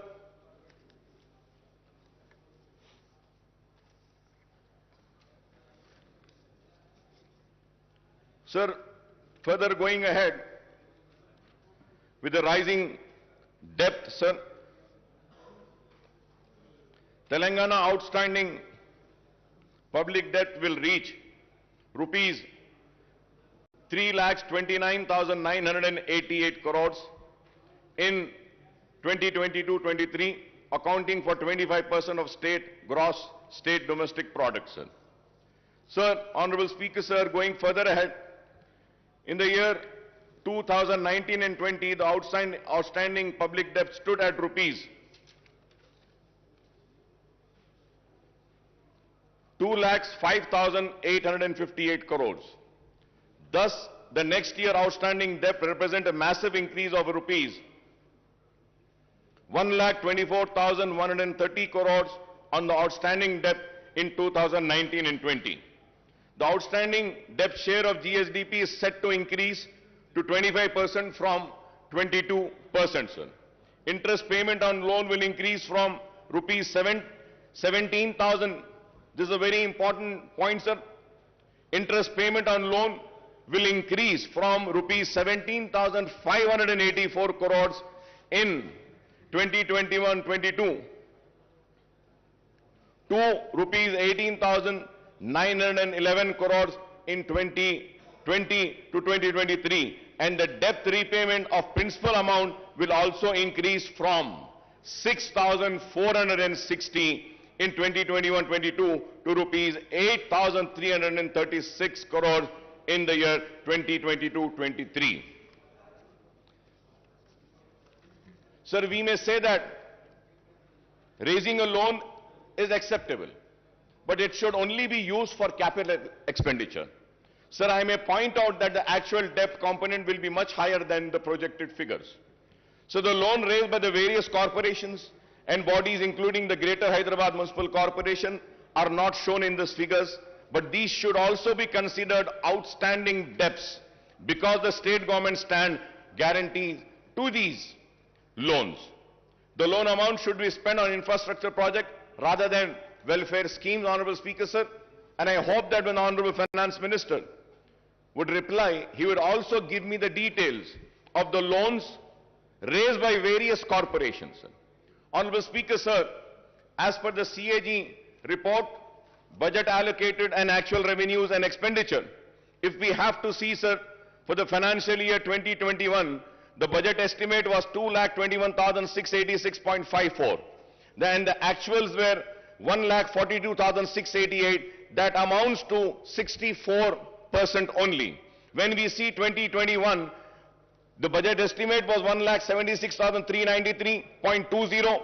The actuals were 1,45,599.95. The percentage is 82.54. 2019 and 20, 1,37,226.53. Actuals were 1,32,508.87. Percentage was 96.56. 2018 and 19, 1,67,859.35. The actuals were 1,25,554.70, that is 74.80. 2017 and 18, budget estimate was 1,44,986.52. The actuals were 1,15,887.35. 2016 and 17, budget estimate 1,27,266.59. The actuals were 1,17,799.40. That is 92.56%. 2015 and 16, 1,11,974 was the budget estimate. 1,11,974.82. The actuals were 96,051.29. That amounts to 85.78%. 2014 and 15, the budget estimate was 97,563.61. The actuals were 63,323.29. That was 64%, sir. Sir, when we see the budget estimate and the actuals, now let us see the table of the expenditure. Sir, when we see the expenditure for the year 2021 and 2022, sir, again if we see the budget estimate was 1,98,430.21, but the actuals were 1,37,190.44. That was 69.14 in the year financial year 21-22. When we go to financial year 2020 and 2021, the budget estimate was 1,60,731.00, but the actual expenditure was 1,34,731.68. That is 83.82%, sir. For the financial year 2019 and 20, the expenditure, budget estimate expenditure was 1,28,330.51, but the actuals were 1,23,809.09. 2018 and 19, the actual expenditure was, budget estimated was 1,58,823.80, but the actual expenditure was 1,16,804.25. That amounts to 73%, sir. Sir, again if we see 2017, the budget estimate for the expenditure was 1,39,441.00, but the actuals were 1,09,384.62. That amounts to 78.45%, sir. 2016 and 17, 1,26,519.49 was a budget estimate for expenditure, but the actuals were 1,14,397.62. That amounts to 90.42, sir. So 2015 also, it was 1,09,582.72, and the actuals were 90,818.44. In the year 2014 and 15, 94,890.50, but the actual expenditure was 61,840.48, sir. Sir, now, if we are seeing these figures, so it is very clear that what has been the actuals and what has been the expenditure, what has been the budget estimate for the receipts and what has been the actuals, and also the expenditure, what was the budget estimate for the expenditure and what has been the actuals, sir. Sir, now, going further ahead, sir, the state government claims that the Telangana is at the bottom of the list in the terms of GSDP ratio on public debt. In 2021, the outstanding loan was 2,44,119 crores, and in 2021 and 22, it stood at 2,85,120. If I am wrong, I may be corrected, sir. But as per my research and my work which I have done, the outstanding loan for the year 2021 is 2,44,119 crore, and in 21-22, it stood at 2,85,120 crores, sir. The loan raised for the open market would amount to rupees 2.89 lakh crores out of the rupees 3,29,988 crore outstanding debt in the coming fiscal years. These figures, if are wrong, I may be corrected, sir. So the budget has proposed to borrow rupees 53,970 crores through market borrowing in 22-23 against 47,500 crores in the year 21-23. In 2021, 20 and 2021, the market borrowings were 43,784 crores. The overall debt burden of the state government will stand. The important point, Honorable Speaker, sir, the overall debt burden of the state government will stand at 3,29,988 crores, including market borrowings of rupees 2,89,873 crores loan from the central government amounting to rupees 7,188 crore loan from autonomous bodies, rupees 13,591 crore special security, small saving and provident fund, etc., rupees 19,336. So this is the state of loans. So I would like to welcome the important announcement made by the Finance Minister Saab in the budget speech. The government has increased the Arogashri reimbursement limit from rupees 2 lakh to 5 lakhs for routine procedures and up to 10 lakhs for transplant. However, Honorable Speaker, sir, the allocation for Arogashri has come down from rupees 720 crores to 605 crores in the next year's budget, sir. Sir, at the same time, Honorable Speaker, sir, I would like to bring across is that the rates which have been fixed by Arogashri are the rates which have been fixed long back, more than 15 years back. The rates were fixed. The rates needs to be revised. The revision of rates are very important. Many private hospitals are not admitting the Arogashri patients. The reason is that the rates are very low. And most important, Honorable Speaker, sir, जब एक बीमार critical condition में आता है, critical care के लिए जब आता है और उसको सीसीयू में अगर ले जाना पड़ता है, Honorable Speaker, sir, the rates of Arogashri are only 4,000 rupees. Critical care unit में 4,000 में तो इलाज नहीं हो सकता. Sir, many hospitals in CCUs, they charge 40,000, 50,000, and few hospitals charge 1 lakh rupee a day. And the hospitals which MIM party runs, 2 hospitals we run. Sir, in those hospitals we charge only 11,000. No profit, no loss basis. But still, Arogashri is giving only 4,000 rupees. So with this, we cannot treat the poorest of poor patient. So kindly through you, I request the Honorable Health Minister, also the Finance Minister, to kindly look into this and please revise the rates of Arogashri, because it's the responsibility of the government to provide good health care and good education to the people. Sir, going further ahead, sir, the diet charges for cancer and TB patients have been increased from rupees 56,000 to rupees 112 and rupees 40 to rupees 80 for other patients, and this is welcome relief, sir. Sir, I may recall that in the previous budget session also I had raised the issue of pending bills of the private hospitals under Arogashri, but the issue is yet to be sorted out, and I hope that these issues are being taken care of, sir. Sir, I also welcome the announcement that the first women university in the state of Telangana will be established soon. I understand that the University College for Women at Koti, which is an autonomous college under Osmania University, will be upgraded to be a women's university.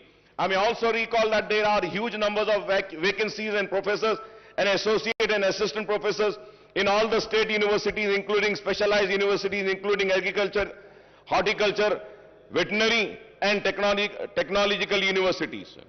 Sir, there are vacancies of lecturers also in government degree, polytechnic, and junior colleges. There are vacancies of lecturers also in the government degree in polytechnic and junior colleges. I request the government to take an early decision on the issue of raising the retirement age of the university faculty in all state and specialized universities to 65 years on par with the faculty of medical college, sir. Sir, I request the government to decide on the organization to take up the recruitment of the university faculty and the government lecturers, that is whether it should be done by Telangana State Public Service Commission or Telangana State Council for Higher Education or a new recruitment board to be constituted. Well, now we have announced that we are going to fill up all the vacancies. This is very important, sir. This is very important. I request the government to decide on the organization to take up the recruitment of the university faculty and the government lecturers, that is whether it should be done by Telangana State Public Service Commission or State Council of Higher Education or a new recruitment board to be constituted, sir. So I repeated this point because it's very important. After the announcement made today by the Honorable Chief Minister Sahab, sir, after a gap of 3 years, the government has decided to implement the lowered age limit of Asra pension from 65 years to 57 years. Sir, I may point out that as many as 3.3 lakh applications with the earlier age limit are pending and 7.80 lakh new applications have been received after reduction in the age limit. So I would like to also say that almost 11.10 lakh applications have to be cleared immediately to disburse the old age pension from new financial year commencing on 1st of April, sir. Sir, in the last 7.5 years, the government has spent 46,650 crores on Asra pension and the number of beneficiaries have gone up to 38.41, sir. I would like to congratulate the government for this Asra pension, sir. It is very good, sir, that we are doing a wonderful work in Asra pension, and I think it is the only state in the entire country which has given or sanctioned so many applications, sir. So with this, the sanction of pending applications, the number of beneficiaries may reach 50 lakhs, and this may require much higher outlay than the proposed rupees 11,728 crores in the next financial year, sir. Sir, when it is going to go to 50 lakhs, I don't think 11,78,000 crores which has been allocated for the next budget would not be sufficient. This needs to be looked into. Going ahead on the education, sir.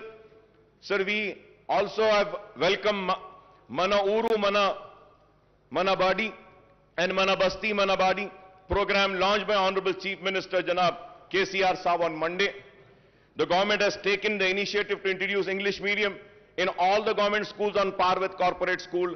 Under the Mana Badi scheme, provision of infrastructure in all the government schools will be taken up in phased manner.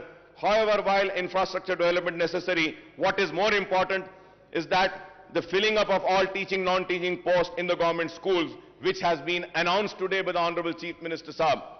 And about 26 lakh students are studying and 1 lakh teacher posts are sanctioned in the government schools across the state. Official estimate that there are about 25,000 vacancies, and I hope after the announcement of today, the vacancies, including the Urdu medium vacancies of 530 teachers posts of all types of posts in the school education department, first promotion would be completed in the district level, which are pending for the last 20 years. The remaining posts will be filled through direct recruitment, and but out of the 4,379 posts of headmaster, 1,946 posts are vacant, and I hope after today's announcement, these vacant posts will be filled. In 594 mandals and 528 mandal education officers posts are also sanctioned. Only 20 regular MEOs are working, and remaining 508, that is 95% in charge, are working as MEOs. Sir, we have also made a repeated demand, and once again I would like to come on record and say that about a separate DSC to be conducted for Urdu medium. Sir, we had meetings with the Honorable Education Minister, Madam Sabita Indra Reddy साहिबा के साथ हमारी meetings हुई, लेकिन आज तक भी separate Urdu DSC का हुआ नहीं. डी रिजर्वेशन जो होना है वो भी नहीं हुआ आज तक, और उर्दू मीडियम के स्कूल्स में हमने बहुत सारी बातें रखी थी, वो भी नहीं हुआ. And at the same time, sir, so for so many years, the sweepers and attenders post in school education department are being removed, sir. निकाल दिए गए साहब. आपको हैरत होगी साहब, पूरे रियासत में झाड़ू देने वाले और अटेंडर्स के जो पोस्ट है स्कूल एजुकेशन में, वो निकाल दिए गए. और हमने देखा है कि टीचर्स झाड़ू दे रहे हैं, टॉयलेट्स को साफ करने वाले कोई नहीं है. This is a very important issue which needs to be taken up, which needs to be addressed, sir.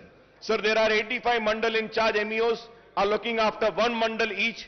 One MEO is in charge of 7 mandals. 8 MEOs are in charge of 5 mandals each. 24 MEOs are handling 4 mandal each. 59 MEOs are overseeing 3 mandal each, and 87 MEOs are managing 2 mandal each, sir. So the state has 33 districts, but the government has not sanctioned the DO post for all the districts. For all the districts, we need to have DOs, sir. Out of the 12 DO sanctioned posts, only 7 DOs are working, and there are 5 vacancies, and we are told that 26 districts, only in charge DOs are running the show. In Telangana state, 66 deputy DOs posts are sanctioned, but only 6 deputy DOs are working, and remaining 60 posts are vacant, and I hope that these vacant posts would be filled by the announcement made by the Honorable Chief Minister Saab today. Also, 70 senior lecturer posts are vacant. Out of 166 Telugu lecturer posts, 152 are vacant and only 15 are working, and out of 40 Urdu lecturer posts, 37 are vacant and only 3 are working, and I hope that these vacancies will also be filled up by the announcement made by the Honorable Chief Minister Saab. Sir, at the same time, sir, so Honorable Speaker, sir, I might sound very bad, and my friends and colleagues might feel very offended, But sir, I am not here to offend anybody. I am here to bring to your kind notice, sir. Sir, we have a sanctity of this house. Sir, we have to maintain the decorum of this house. We have to keep the honor of this house alive. Sir, in this house, the leader of the house, Chief Minister Saab, had announced on my request and on my demand, sanctioning 20 crores to Falaknuma Educational Campus. He had announced sanctioning amount to Chanchalguda Educational Campus. He announced the same to Hussaini Alam and Golconda Educational Campus. And the announcement has been made 3 years back, sir. आज तक 1 पैसा नहीं दिया गया साहब. साहब, मैं आपको मेरी बात बुरी दिखेगी, लेकिन अगर कोई मेंबर अपनी सीट पर से उठकर यहां अगर वेल में आता है तो उसको सस्पेंड कर दिया जाता है, लेकिन जो अनाउंसमेंट इस ऐवान में होता है उसको पूरा नहीं किया जाता, तो उसके ऊपर आपको फैसला लेना पड़ेगा स्पीकर साहब. अगर नहीं करना है तो अनाउंस ना कीजिए, मेहरबानी होगी नहीं करिए. इस ऐवान के लिए कह रहा हूं मैं, इसके वखार के लिए, इसकी इज्जत के लिए कह रहा हूं.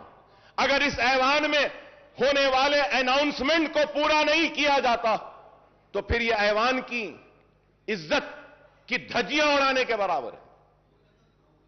तो मैं आपके जरिए हुकूमत से मुतालबा करूंगा कि जो ऐलान किया गया फलकनुमा कैंपस के लिए, जो ऐलान किया गया गोलकुंडा कैंपस के लिए, जो ऐलान किया गया हुसैनी आलम कैंपस के लिए, जो ऐलान किया गया चंचलगुड़ा कैंपस के लिए, वो ऐलान को पूरा करिए बराए मेहरबानी.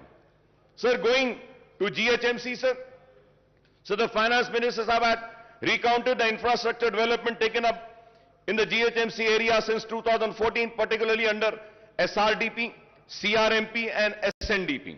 However, the fact remains that the state government has not provided grants to the GHMC for taking up these work, and hence the GHMC has to go for massive borrowings from the banks and also raising the municipal bond to finance these projects. Sir, the GHMC has raised bonds of 1,000 crores and borrowed 3,900 crores for SRDP work, 1,500 crores for CRMP work, and 858 crores for SNDP work, sir. Some of the SNDP works costing to rupees 225 crores are taken up in the surrounding municipality and municipal corporation with the GHMC borrowing. From 2014 onwards, GHMC is in serious financial crisis as the grant for both the central government and the state government have decreased considerably, and the state government is not even paying property tax of rupees 300 crores per annum on its buildings. जो government के building है उसकी property tax के जो 300 करोड़ है वो भी GHMC को नहीं दी जाती. On the other hand the GHMC is paying 1 crore every day, that is rupees 365 crores per annum for repayment of loan and interest on borrowing. Honorable Speaker, sir, every day the GHMC is paying 1 crore. Sir, at the same time, sir, under the 14th and 15th Finance Commission grant, the central government sanctioned funds amounting to rupees 300 crores and rupees 1,000 crore respectively to the GHMC, but these have not been realized by the state government. With the introduction of TSB pass for building permission, the building permit fees is deposited with the state treasury and the GHMC is not getting this amount. Sir, मैं घर बनाना चाहता हूं, घर बनाने के permission के लिए पैसे भरता हूं, वो पैसे जीएचएमसी में नहीं आते हैं सर, वो गवर्नमेंट ट्रेजरी में चले जाते हैं. सर, ये जीएचएमसी में घर बन रहा है, परमिशन जीएचएमसी दे रही है, तो पैसा तो जीएचएमसी को आना चाहिए, लेकिन ऐसे नहीं हो रहा है sir. So the GHMC's own revenues are meant for paying staff salaries and for the maintenance work and for major works and project funds. Projects funds have to be sanctioned with the state government. I want to know how many projects in GHMC are funded by the state government from 2014 onwards, sir. GHMC के जो भी projects हैं, government की तरफ से क्या दिया जा रहा है? Now maintenance and new works in GHMC have come to a halt from July 2021 and onwards, since payments were not made to GHMC contractors. The contractors' dues are rupees 300 crores and the government should release the fund for development of work to GHMC to clear this fund. Most of the 2,000 contractors at GHMC are petty contractors whose livelihood depends on GHMC work. Sir, I also have the statement, sir. Abstract of MAUD department budget for 7 years. For 7 years, when we see, sir, Commissioner and Director of Municipal Administration, Hyderabad Metro Water Supply Sewerage Board, the Mission for Elimination of Poverty Municipal Areas, MEPMA, then Amrut Smart City, Musi River Fund Development Limited, Hyderabad Road Development Corporation Limited, Hyderabad Metro Rail. Isme, sir, 11th is Greater Hyderabad Municipal Corporations. So the budget estimate, Honorable Speaker, sir, was 8,920.36 crores. Budget release, 236.11. Only, sir, 236.11. This is for the financial year 2014 and 15 se lekar for the year 2021-22 tak. Last 7.5-8 years में 8,990.36 करोड़ का ऐलान किया, लेकिन budget release 236 crore का हुआ और expenditure. Sir, now we have to see what has been the expenditure. Sir, out of 8,920, 236.11 was released and the expenditure is how much, sir? Only 2 crore 65 lakhs. 2 crore 65 lakhs. If I am wrong, I may be corrected. If I am wrong, I may be corrected. These are the figures which has been given. So it is very sad, sir. Sir, also, in this house, sir, an announcement was made about the notarized document to be treated as registered document. Ministers की एक committee भी बनाई गई. Sir, आज तक भी कुछ नहीं हुआ. सर, मैं आपके जरिए हुकूमत से फिर से अपील करना चाहता हूं कि नोटराइज डॉक्यूमेंट को रजिस्टर्ड डॉक्यूमेंट ट्रीट करिए. कई लोग परेशान हैं, कई लोग अपनी जमीन बेच नहीं सकते, कई लोग आज घर नहीं बना सकते हैं, खर्च नहीं ले रहे हैं। इस ऐवान में ऐलान किया गया कि नोटराइज डॉक्यूमेंट को रजिस्टर ट्रीट किया जाएगा। मैं उम्मीद करता हूं कि हुकूमत जल्द अज जल्द इस पर भी गौर करेगी। Honourable speaker sir, in the last, or I would say in this session only 5 months earlier, 5 महीने पहले, ये नया सेशन नहीं है, ये तो वही सेशन चल रहा है। तो आज से 5 महीने पहले ये ऐलान किया गया था कि सीसीपी प्रोजेक्ट लिया जाएगा, चार मीनार पेडिस्ट्रियनाइजेशन प्रोजेक्ट। सर कब से चार मीनार पेडिस्ट्रियनाइजेशन प्रोजेक्ट चल रहा है सर? कब कंप्लीट होगा? कब खत्म होगा? कब चार मीनार इस्तांबुल बनेगा? यह एक सवाल है। और उसके बाद जवाब में यह बोला गया कि खुली कुतुब शाह के जरिए चार मीनार पेडिस्ट्रियनाइजेशन का प्रोजेक्ट करेंगे। खुली कुतुब शाह के जरिए नए पुल के पास जो ब्रिजेस है वो बनाएंगे। खुली कुतुब शाह को और काम देंगे।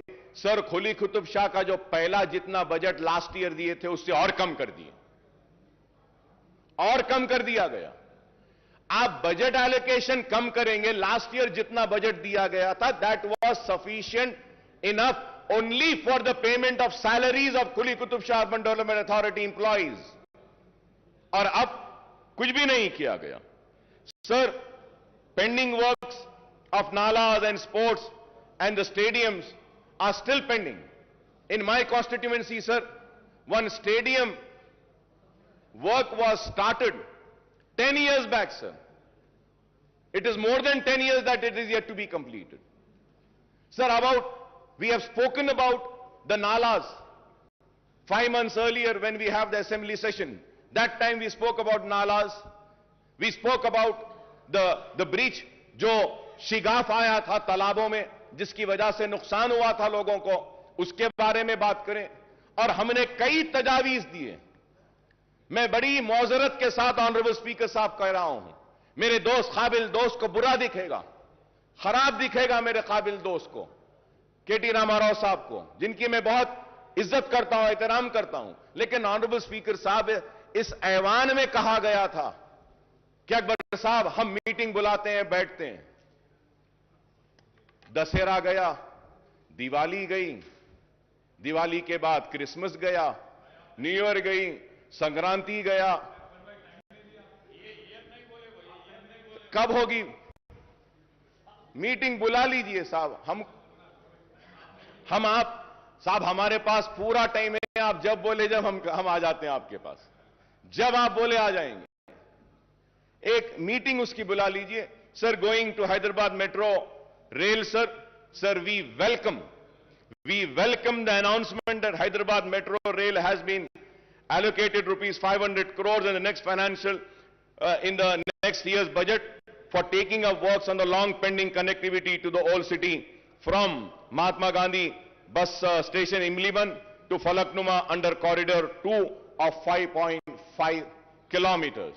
बार बार इल्जाम था हुकूमत पर और मजलिस पर भी कि मेट्रो ओल्ड सिटी में नहीं आई, लेकिन इस बजट एलोकेशन के बाद हमको उम्मीद है कि मेट्रो जरूर दौड़ेगी पुराने शहर में भी।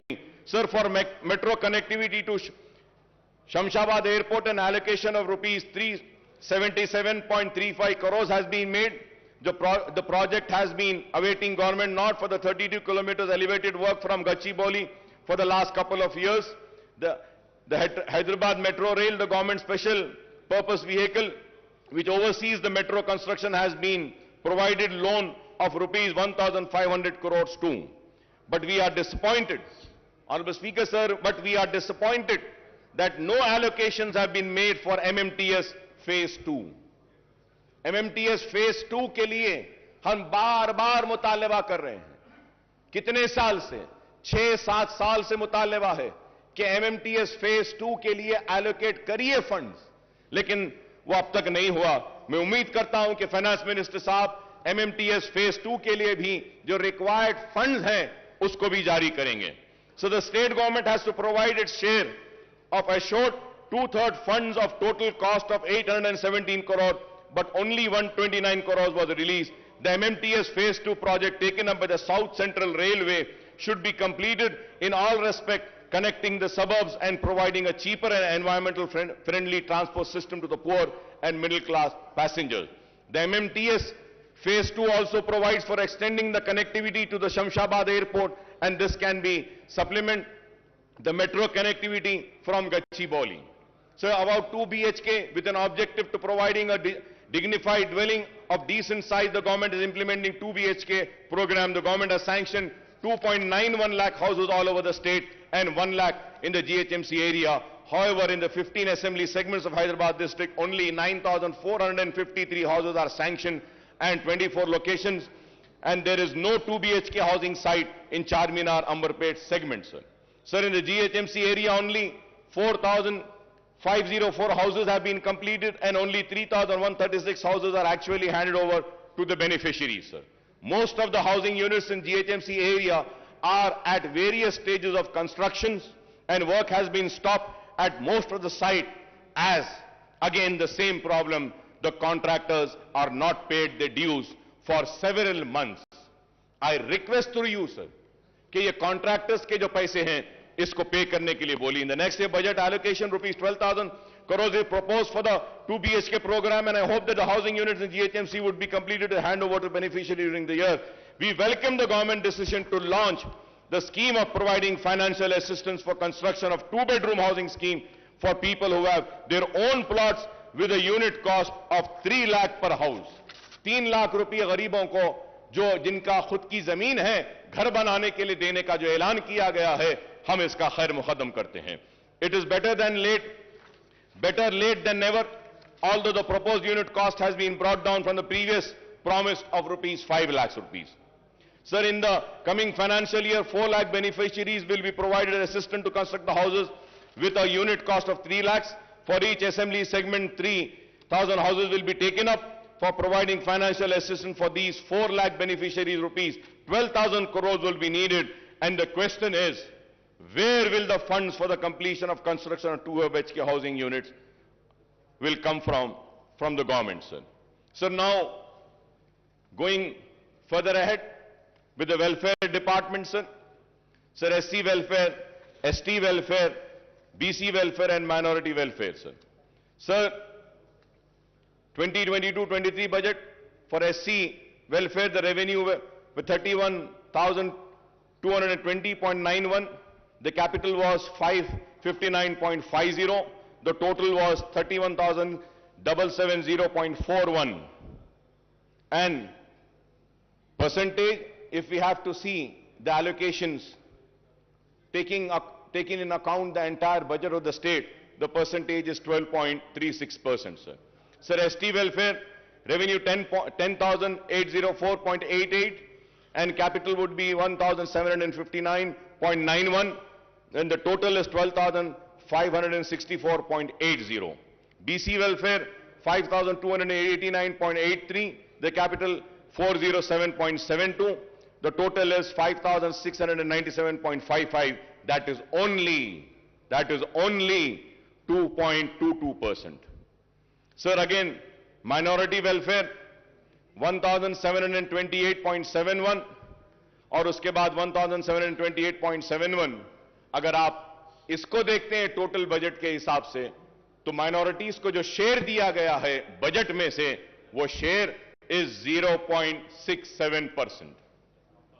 इट हैज कम डाउन पहले से, और अब में अगर देखते हैं टोटल बजट से हम अगर कैलकुलेट करते हैं, तो जो शेयर दिया गया है एससी वेलफेयर को 12.36%, एसटी वेलफेयर के लिए 4.89%, बीसी वेलफेयर के लिए 2.22% और माइनॉरिटी वेलफेयर के लिए 0.67%.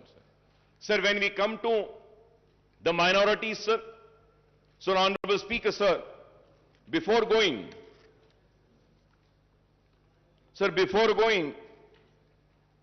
further ahead on minorities, sir, मैं फिर से सर आपकी तवज्जो पे एक बात लाना चाहता हूं सर. आज से 5 महीने पहले चीफ मिनिस्टर साहब ने ऐवान में खड़े होकर पूरी तफसीलात दी थी। ये बुक दिया था और इसमें कहा गया कि माइनॉरिटीज पे क्या स्पेंड हुआ। टोटल 2014, 15, 15, 16, 16, 17, 17, 18, 18, 19, 19, 20, 20, 21 या 21, 22 सारा फिगर टोटल अप टू सितंबर 21, 6,971। और अगर हम सितंबर को माइनस कर देते हैं, सिर्फ 2021 तक लेते हैं, तो ये जो पैसा जो दिया गया है एवरी ईयर 2014, 15, 16, 17, 18, 19, 20 और 21 तक हम ले लेते हैं, 22 नहीं लेते हैं, तो the amount comes to 6,502। Amount comes to 6,512 sir, 6,512। Honourable finance minister साहब अपनी बजट की स्पीच में बोलते हैं 7 साल में 6644, 6644।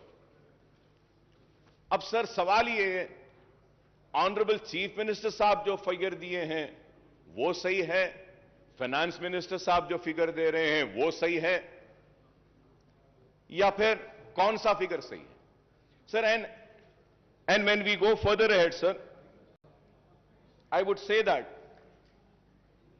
कि मैं रिकॉर्ड में आकर कहना चाहूंगा, ये जो डिपार्टमेंट है सर, ये डिपार्टमेंट अपना होमवर्क सही नहीं करता है सर। सर अगर हम 7 इयर्स का टोटल लेते हैं माइनॉरिटीज का, जब budget allocation was 9,837.22, BROs released was 7,736.10, expenditure is 6,205.18, 6,205.18। Sir finance minister साहब को चाहिए था कि वो फॉर द ईयर 2021-22 का भी जो स्कीम वाइज है, जो हमारा 1,600 है, उसमें स्कीम्स में 949.7 है, एडिशनल बजट 133.96 करोड़ दिए, तो टोटल 1083.66, फिर रेजिडेंशियल स्कूल्स के लिए 649.98 दिए। तो अगर ये ले लेते हैं, जब ये सारा ले लेते हैं, गवर्नमेंट की तरफ से मैं कह रहा हूं कि अब तक माइनॉरिटीज पे जो खर्च हुआ है वो 7,347.89 करोड़ है। आपको ये बोलना चाहिए अब तक जो खर्च हुआ। 6644 आपने कहा, चीफ मिनिस्टर साहब एक फिगर देते हैं और ये फिगर असल ये है।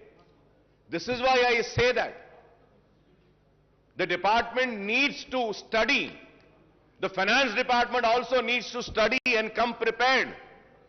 This house should not be misled. Sir और एक चीज, before going further add, honourable minister साहब in speech has quoted and said that 40 crores have been given for Anisul Gurba. The building is complete, ready for inauguration. Honorable Speaker, sir, it is not ready, sir. Sir, I have the picture, sir. I have the picture, sir.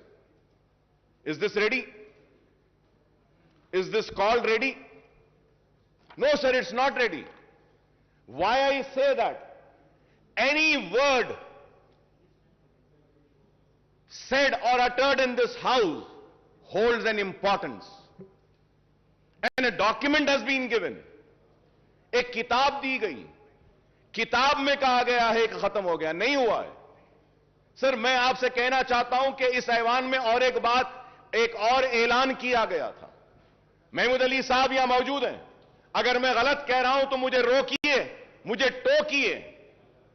ऐलान किया गया था कि हज house के बाजू की जो बिल्डिंग है वहां पे माइनॉरिटीज के सारे ऑफिसेस को वहां पे लाया जाएगा। क्या ऐलान किया गया था या नहीं? आज क्या वहां पे बिल्डिंग में क्या पूरे डिपार्टमेंट्स आए या नहीं? पूरी बिल्डिंग कमजोर हो रही है। अरे आप उस बिल्डिंग को कंप्लीट तो भी करवा दीजिए, उस बिल्डिंग को किराए पर भी तो दे दीजिए, कम से कम गवर्नमेंट ऑफिस नहीं लाना है तो किसी और को दे दीजिए। इस्लामिक सेंटर के लिए 10 एकड़ जमीन दी गई, कंस्ट्रक्शन आज भी चालू नहीं हुआ। सर, मैं ऑनरेबल स्पीकर साहब, मैं फिर से आपको याद दिलाना चाहता हूं सर, मेरी बात फिर खराब दिखेगी मगर मैं फिर से कह रहा हूं सर, इस 5 महीने पहले चीफ मिनिस्टर साहब ने कहा कि अकबर साहब हम मीटिंग बुलाते हैं, दशहरा हो जाने दीजिए, मीटिंग बुलाते हैं। सर, दशहरा हो गया, दिवाली हो गई, क्रिसमस हो गया, न्यू ईयर हो गया, संक्रांति हो गई, अब होली आ रही है, होली भी हो जाएगी। सर, आज मैं पूछना चाहता हूं कि अगर आप अपने वादे को पूरा नहीं कर सकते हैं तो बोलते क्यों हैं?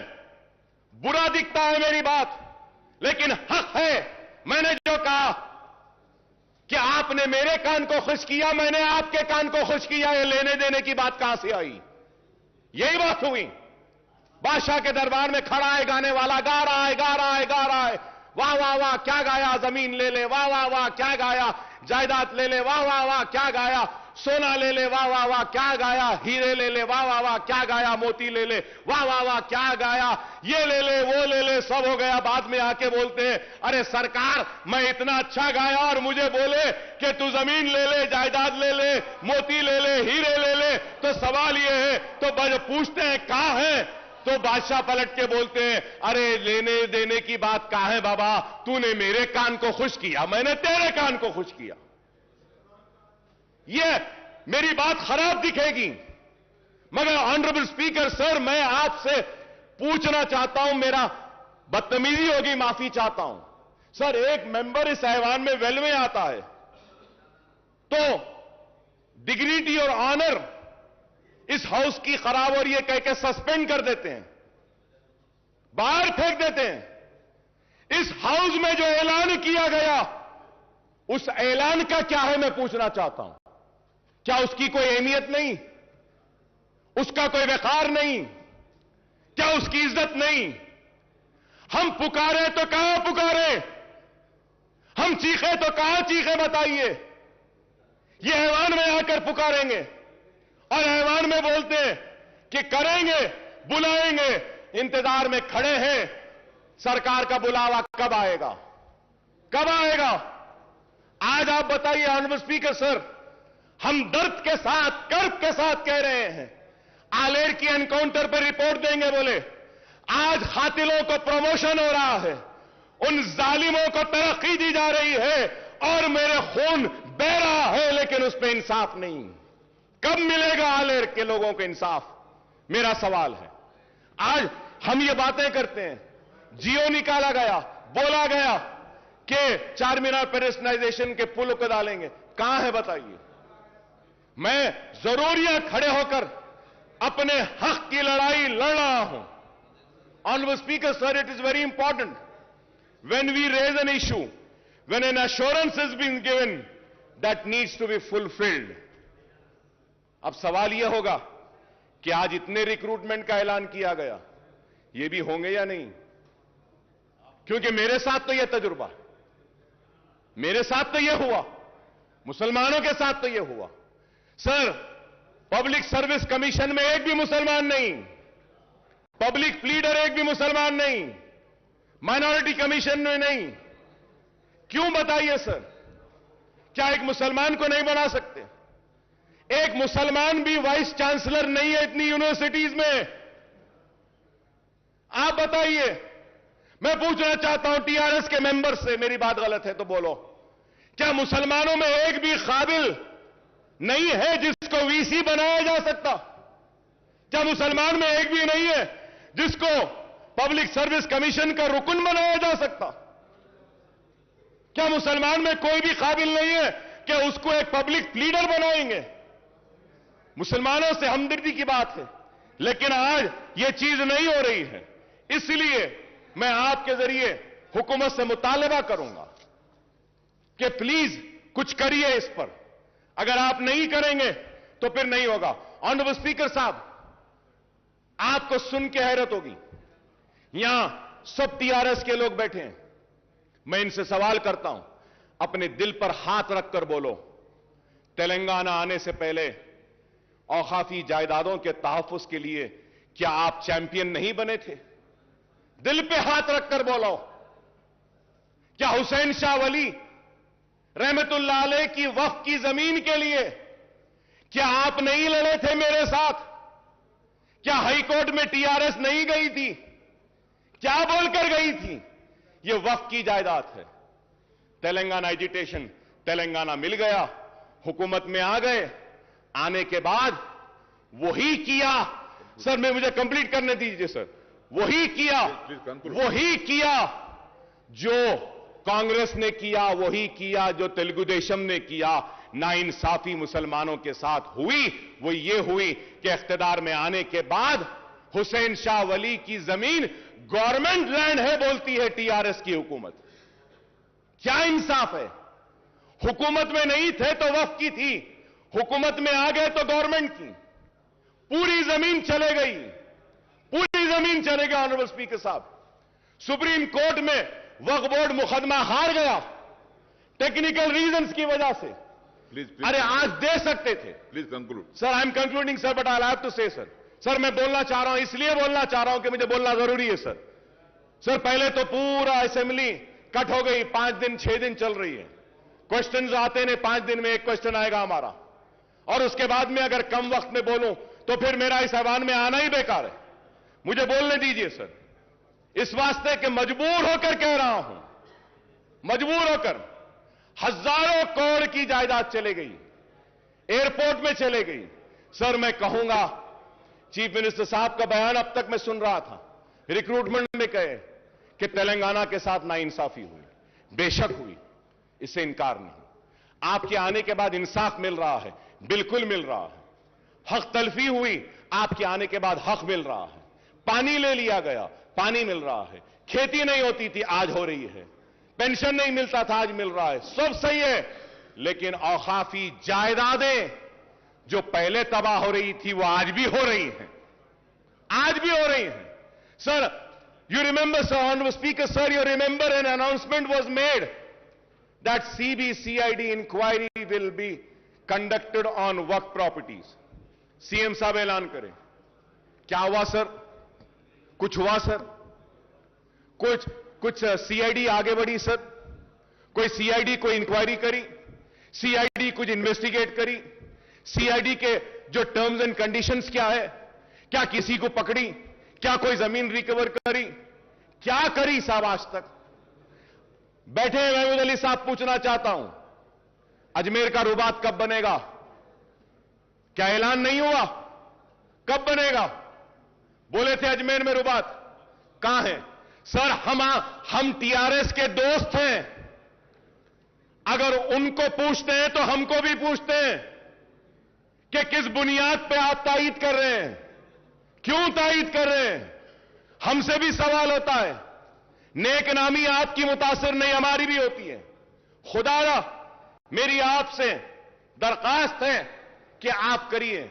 Honourable speaker sir there is a scheme, finance minister साहब is here, I want him to give an assurance on this point when he replies to me. Sir, Government of India is giving matching grant for construction of, जो speech में बोले finance minister साहब, construction of minority schools and residential schools. For that, Waqf board has given land. वहां पे भी Waqf board की land होना है, वहां पे भी Waqf board होना है। मल्टीनेशनल्स को गवर्नमेंट देती है, फैब सिटी को गवर्नमेंट देती है, हर एक के लिए गवर्नमेंट देती है, लेकिन हमारे लिए नहीं। आपकी जमीन ही दो। Sir, government of India had given sanction the amount from last 3.5 years. The state government has not given its share. मेरे पास डिटेल्स हैं sir, I have the details. Why are you not releasing your share of funds is the question sir. क्यों नहीं दे रहे? Release कर दीजिए आप। माइनॉरिटी रेजिडेंशियल स्कूल वक्फ बोर्ड की जमीन पर आने दीजिए ना, नहीं आते। सर निजामिया तिबी कॉलेज का क्या हाल है सर? बिल्डिंग कमजोर हो गई, गिरने पर है। उस्मानिया हॉस्पिटल का क्या हाल है? उस्मानिया हॉस्पिटल की बिल्डिंग कमजोर। सर बोला जा रहा है कि इतने हॉस्पिटल्स आ रहे हैं शहर के अतराफ। I am finishing sir. Sir Osmania hospital भी बनाइए, उस्मानिया दवाखाना भी बनाइए। आप 4-4, 5-5 दवाखाने बना रहे हैं, बनाइए। सर ऑनरेबल स्पीकर, सर मैं आपको फिर से याद दिलाता हूं, मैं नई बात नहीं कर रहा हूं सर। ऑनरेबल स्पीकर साहब, मैं नई बात नहीं कर रहा हूं, जो बार बार जो हर सेशन में करता हूं वही बात कह रहा हूं। उर्दू को दूसरी सरकारी जबान का मौका दिया गया सर। सर ये बजट की आज जो स्पीच का जो बुक हमको दिए ना साहब, उसमें तेलुगु था, इंग्लिश था, उर्दू नहीं था। बाद में मंगाना पड़ा तो वहां से जाके उर्दू आया हमारे पास। क्यों साहब? उर्दू को दूसरी सरकारी जबान का मौखफ दिया गया है तो आप उर्दू के साथ इंसाफ करिए। उर्दू बोर्ड्स नहीं, आरटीसी के बसेस पे नहीं, सरकारी दफातर के बोर्ड्स पे नहीं, मुतरज्जिम को हमारी नुमाइंदगी पर मुकर्रर किया गया डिस्ट्रिक्ट कलेक्टर ऑफिस में, लेकिन आज तक भी कोई दरखास्त नहीं ली जाती। सर उर्दू को उसका जायज हक दीजिए, यह हम मुतालबा करते हैं। हमारा मुतालबा कोई अलग नहीं है सर, जो वादे किए गए मैं वही दोहरा रहा हूं। Sir honourable speaker, sir when I talk about minorities, sir मैं आपको फिर से और एक बात याद दिलाता हूं।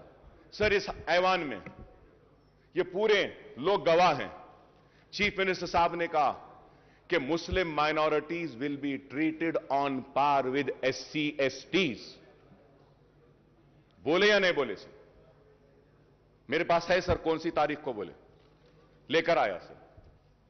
सर क्या Muslim minorities are given the same treatment as to what the SCs and STs have been given? Sir, Honorable Speaker, sir, you will be surprised, sir, अगर मैं आपके सामने पढ़कर सुनाऊं, आप सुनिएगा sir. Sir, Scheduled Caste Development Department in the state of Telangana has 83 schemes, in which six schemes are centrally sponsored, whereas 49 schemes come under SC sub-plan. Sir, मैं बोल रहा हूं, Scheduled Tribe Department has 91 various schemes, in which 6 schemes are centrally sponsored and 56 schemes come under ST sub-plan. कितने? 56. Backward classes. 40 schemes, 4 schemes are centrally sponsored. The BC department has no sub-plan. चलिए साहब, आ गया ना साहब आपके सामने scheduled caste 83, scheduled tribe 91, BC 14, minority, चलिए minority welfare. The minority welfare department has only 28 schemes, in which one scheme is run by center. The minority welfare department has no other scheme. Mahmood Ali साहब बैठे हैं, मैं महमूद अली साहब से भी पूछना चाहता हूं. महमूद अली साहब आप बोलिए, माइनॉरिटी फाइनेंस कॉर्पोरेशन से किसी एक गरीब को भी लोन दिया गया क्या? बताइए, दिल पे हाथ रखकर बोलिए. माइनॉरिटी फाइनेंस कॉर्पोरेशन से एक को भी नहीं दिया गया सर. सर 1.5 लाख रुपए देते बोले थे. 3 साल सर, 1 साल नहीं, 2 साल नहीं, 3, ये 4था साल है. 4 साल से एक मुसलमान को अपने पैरों पे खड़े होने के लिए कारोबार का खर्च माइनॉरिटी फाइनेंस कॉर्पोरेशन नहीं दिया. 1.5 लाख एप्लीकेशन पेंडिंग है या नहीं, ये बताइए. क्या क्लियर हुआ? सर मैं आप कोई नई बात नहीं कह रहा हूं सर, दिल जल रहा है सर, तकलीफ हो रही है कि हम आपके दोस्त हैं, आपका साथ दे रहे हैं, लेकिन आज क्या है बताइए. माइनॉरिटी फाइनेंस कॉर्पोरेशन पूरा मुर्दा हो गया सर. टिमरीज हां अच्छा चल रहा है, अनीसुल गुरबा काम हो रहा है, दरगाह बनाने शाह का काम हां हो रहा है, 69 कॉन्ट्रैक्ट लेक्चरर्स को रेगुलर अब ये आज के बाद हो जाएगा, मुतरज्जिम आए हो जाएंगे. मैं ये नहीं कह रहा हूं कि नहीं हुए. शादी मुबारक, यस 2 लाख शादी मुबारक में गरीब बच्चियों की शादियां हुई, मुबारकबाद देता हूं हुकूमत को, बहुत अच्छा काम है. जो अच्छा है उसकी तारीफ करूंगा, जो नहीं हो रहा है उसको बोलकर रहूंगा, क्योंकि आवाम मुझे बोलने के लिए भेजी है. बोलना मेरा काम है. मेरी इस बात को यह ना समझे कि मैं आप पे तनकीद कर रहा हूं या मैं आपका दुश्मन हूं, नहीं, मैं आपका दोस्त हूं, इसलिए कह रहा हूं कि यहां पे नहीं हो रहा है, इसको करिए। करेंगे तो खुशी होंगे, करेंगे तो मुसलमान और करीब आएंगे, करेंगे तो मुसलमान जोश दर जोश आएंगे। यही मैं कहना चाहता हूं। आज इतने बच्चों को टिमरीज के जरिए पढ़ाया जा रहा है, ये काबिल मुबारकबाद है। मैं तारीफ करता हूं हुकूमत की, अच्छे कामों की भी तारीफ करता हूं। Honourable speaker sir, health department पे भी जब आते हैं, मिनिस्टर साहब के जो बुक में जो कहे हैं, फिर से सर इसमें भी गलतियां हैं sir, we need to correct sir. Sir, I am just finishing sir, Please come. I am finishing, sir. Just 2 to 3 minutes I am finishing. I request Honorable Speaker, sir. Just 2 to 3 minutes, sir. Sir, the health sector, while 6,295 crores were allocated in financial year 2021-22, rupees 11,237 crores have been allotted for medical and health sector in budget for 22-23, making an increase of 4,942 crores in share numbers. The breakup of proposed allocation is 5,743 crores under scheme expenditure and rupees 4,968 crore under establishment expenditure. It is welcome sign that the health sector has got a much needed boost with budget allocation for the financial year 22-23 being 78.5% more than the current fiscal year, even as Telangana government seeks to build a robust healthcare network across the state. However, the allocation to the health sector now accounts for only 4.37% of the total budget. I have the list every year from 2014-15 but there is no time, so I'm just going further ahead, sir. For 22-23, the allocation has been increased from various schemes under scheme expenditure, rupees 1,000 crores for construction of medical colleges and hospitals, rupees 1,000 crores for construction of super speciality hospital. The allocation for these two categories in the current fiscal year was zero, though allocation has been increased for purchase of surgical consumable, diagnostic, reagent and disposable. The allocation to the National Program for Prevention of Control of Cancer, Diabetes, Cardiovascular Disease and Stroke has been raised from 5 crores to 5 crores in the current financial year to 308 crores for the next year, sir. The scheme expenditure for primary health centers under the Director of Public Health did not see any increase, and it was same case with the allocation of prevention of control of disease, sir. Sir, I congratulate the government for coming up with the dialysis centers. It was needed and it's very good work that the government is doing. I congratulate the government for coming up with बस्ती दवाखाना, sir. ये बस्ती दवाखाने की वजह से गरीब को काफी फायदा हो रहा है और बस्ती दवाखाने आना चाहिए. मैं हुकूमत को मुबारकबाद देता हूं बस्ती दवाखानों के लिए, डायलिसिस सेंटर्स के लिए. कोविड में अच्छा काम किए, लेकिन उसके साथ ही साथ यह भी जानना चाहता हूं कि टिम्स हॉस्पिटल को क्यों बंद किया जा रहा है. आप वजाहत करिए. Telangana institute of medical sciences Gachibowli में क्यों बंद कर रहे हैं? उसके पोस्ट को निकाल रहे हैं क्या? आज अखबारात में हम पढ़ें, आप उसका क्लैरिफिकेशन दीजिए. Sir, in the budget speech the honourable finance minister said that there were only 3 medical colleges which were established in Telangana region during the 60 years rule of combined state. Usmania and Gandhi Hospital were established even before the combined state. Janab Harish Rao Sahab had said that TRS government has established 12 new medical colleges in last, आपकी speech में बोले आप, 12 new medical colleges in last 7.5 years, and the total number of medical colleges today in the state is 17. No, sir. It is not right. With all responsibility, I am saying, sir. It is not 17, sir. Sir, as per KNR University website, there are 10 government and 19 private colleges in Telangana. Malardi Saab is here. He can also say if I am wrong. Sir, my only submission is that when a note is prepared, they should have a responsibility. Sir, KNR जो दे रहा है website पे, अब counselling हो रही है, उसमें कितने बोल रहा है सर? 10 government, 19 private. मिनिस्टर साहब हमारे क्या बोल रहे हैं? 17 कॉलेजेस. तो सर वो प्लीज. तो सर मैं ठीक है साहब, आप क्लैरिफिकेशन दे दिए, अच्छा है. यही बात अगर नोट में आ जाती तो अच्छा था. सर ऐसा नहीं है. Please do not think that कि the members come with closed eyes. No, still this house has few members who come in this house with open eyes and open ears, who do a proper research and come, who knows what is there, sir. Sir इसलिए मैं कहूंगा आपसे कि आप minorities के साथ इंसाफ कीजिए, और मैंने जो कुछ भी कहा है सिर्फ इसलिए कहा हूं कि आवाम ने मुझे वोट देकर यहां पे भेजा है कि हम काम करें.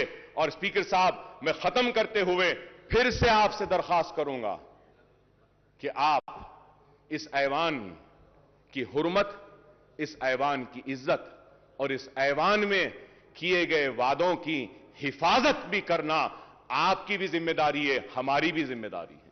जो वादा इस ऐवान में किया जाता है इसको हमको भी पूरा करना है, सबको भी पूरा करना है. ऐसा नहीं कि बस हम बोल दिए, हम सुन लिए और चले गए. मैं उम्मीद करता हूं कि जो जो पॉइंट्स मैं आज आपके सामने उठाकर आपके सामने रखा हूं, इस पर आप संजीदगी के साथ गौर करेंगे और इसको तनखीद की शक्ल में ना देखेंगे, इसको तनखीद बराए तामीर में देखेंगे.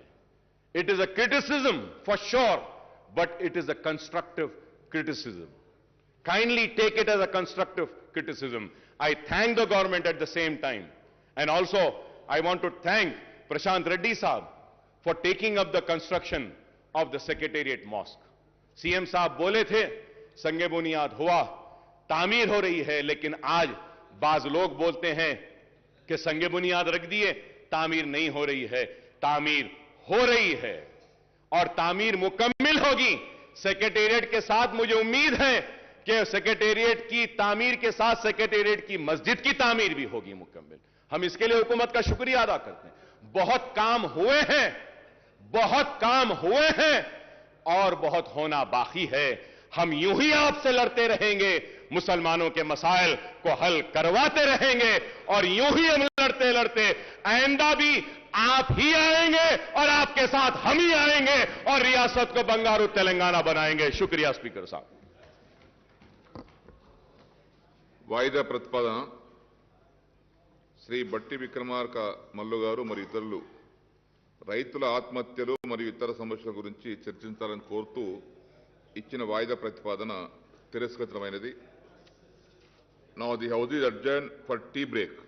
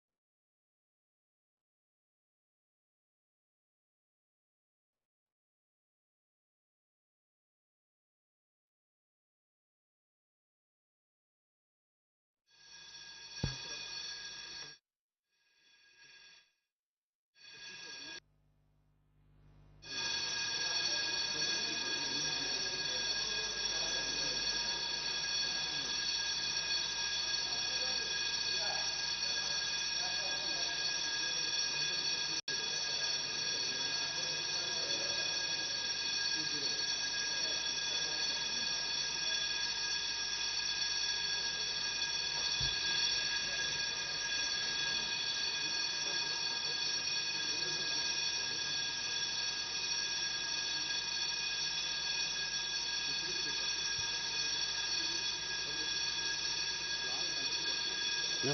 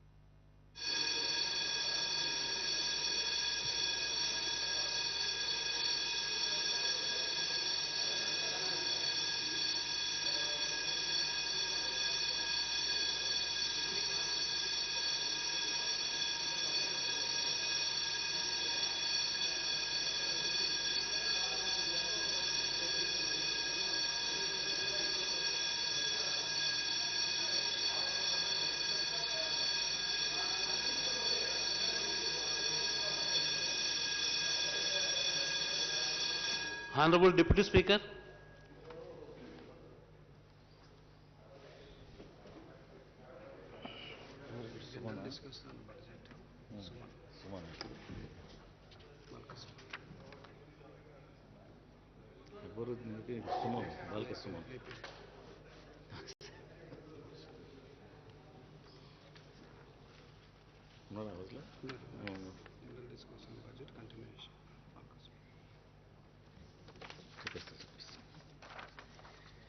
General discussion on the annual financial statement budget. Continuation. Suman garu. Balka Suman garu. అధ్యక్ష ధన్యవాదాలు.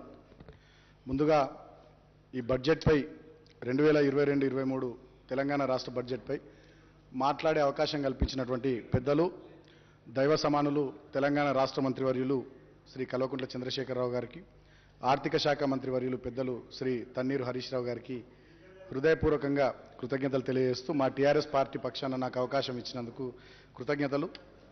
అధ్యక్ష, బడ్జెట్ అంటేనే సహజంగా సామాన్య జనం లోపల ఏదో అంకెల గారడి, గణాంకాల గజిబిజి అనేటటువంటి భావనను పోగొట్టి బడ్జెట్ కోసం సామాన్య జనం కూడా ఆతృతగా ఎదురు చూస్తూ మాకే పథకాలు వస్తాయి, వివిధ శాఖలకు ఎన్ని నిధులు వస్తాయి, తద్వారా మా జీవితాల్లో వెలుగులు నింపే విధంగా ఈ బడ్జెట్ ఏ రకంగా ముందుకు సాగుతుందని చెప్పి తెలంగాణ సమాజం ఆసక్తిగా ఎదురు చూసేటటువంటి ఒక సన్నివేశాన్ని తెలంగాణ రాష్ట్రంలో మనం ఆవిష్కరించుకున్నాం.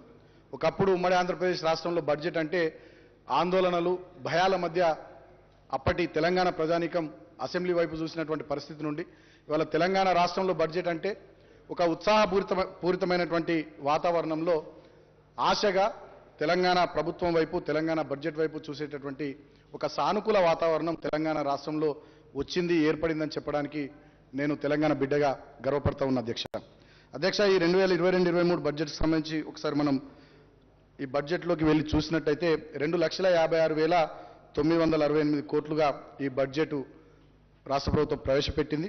దీంట్లో స్టేట్ ఓన్ ట్యాక్స్ రెవెన్యూ 1,08,212 కోట్లు, స్టేట్ నాన్ ట్యాక్స్ రెవెన్యూ 25,422 కోట్లు, స్టేట్ ఓన్ రెవెన్యూ ఇది మొత్తం కలుపుకుంటే అధ్యక్ష 1,33,634 కోట్లు. అదేవిధంగా సెంట్రల్ గ్రాంట్స్, సెంట్రల్ ట్యాక్సెస్ ఇవన్నీ కూడా కలుపుకుంటే 59,396 కోట్లు.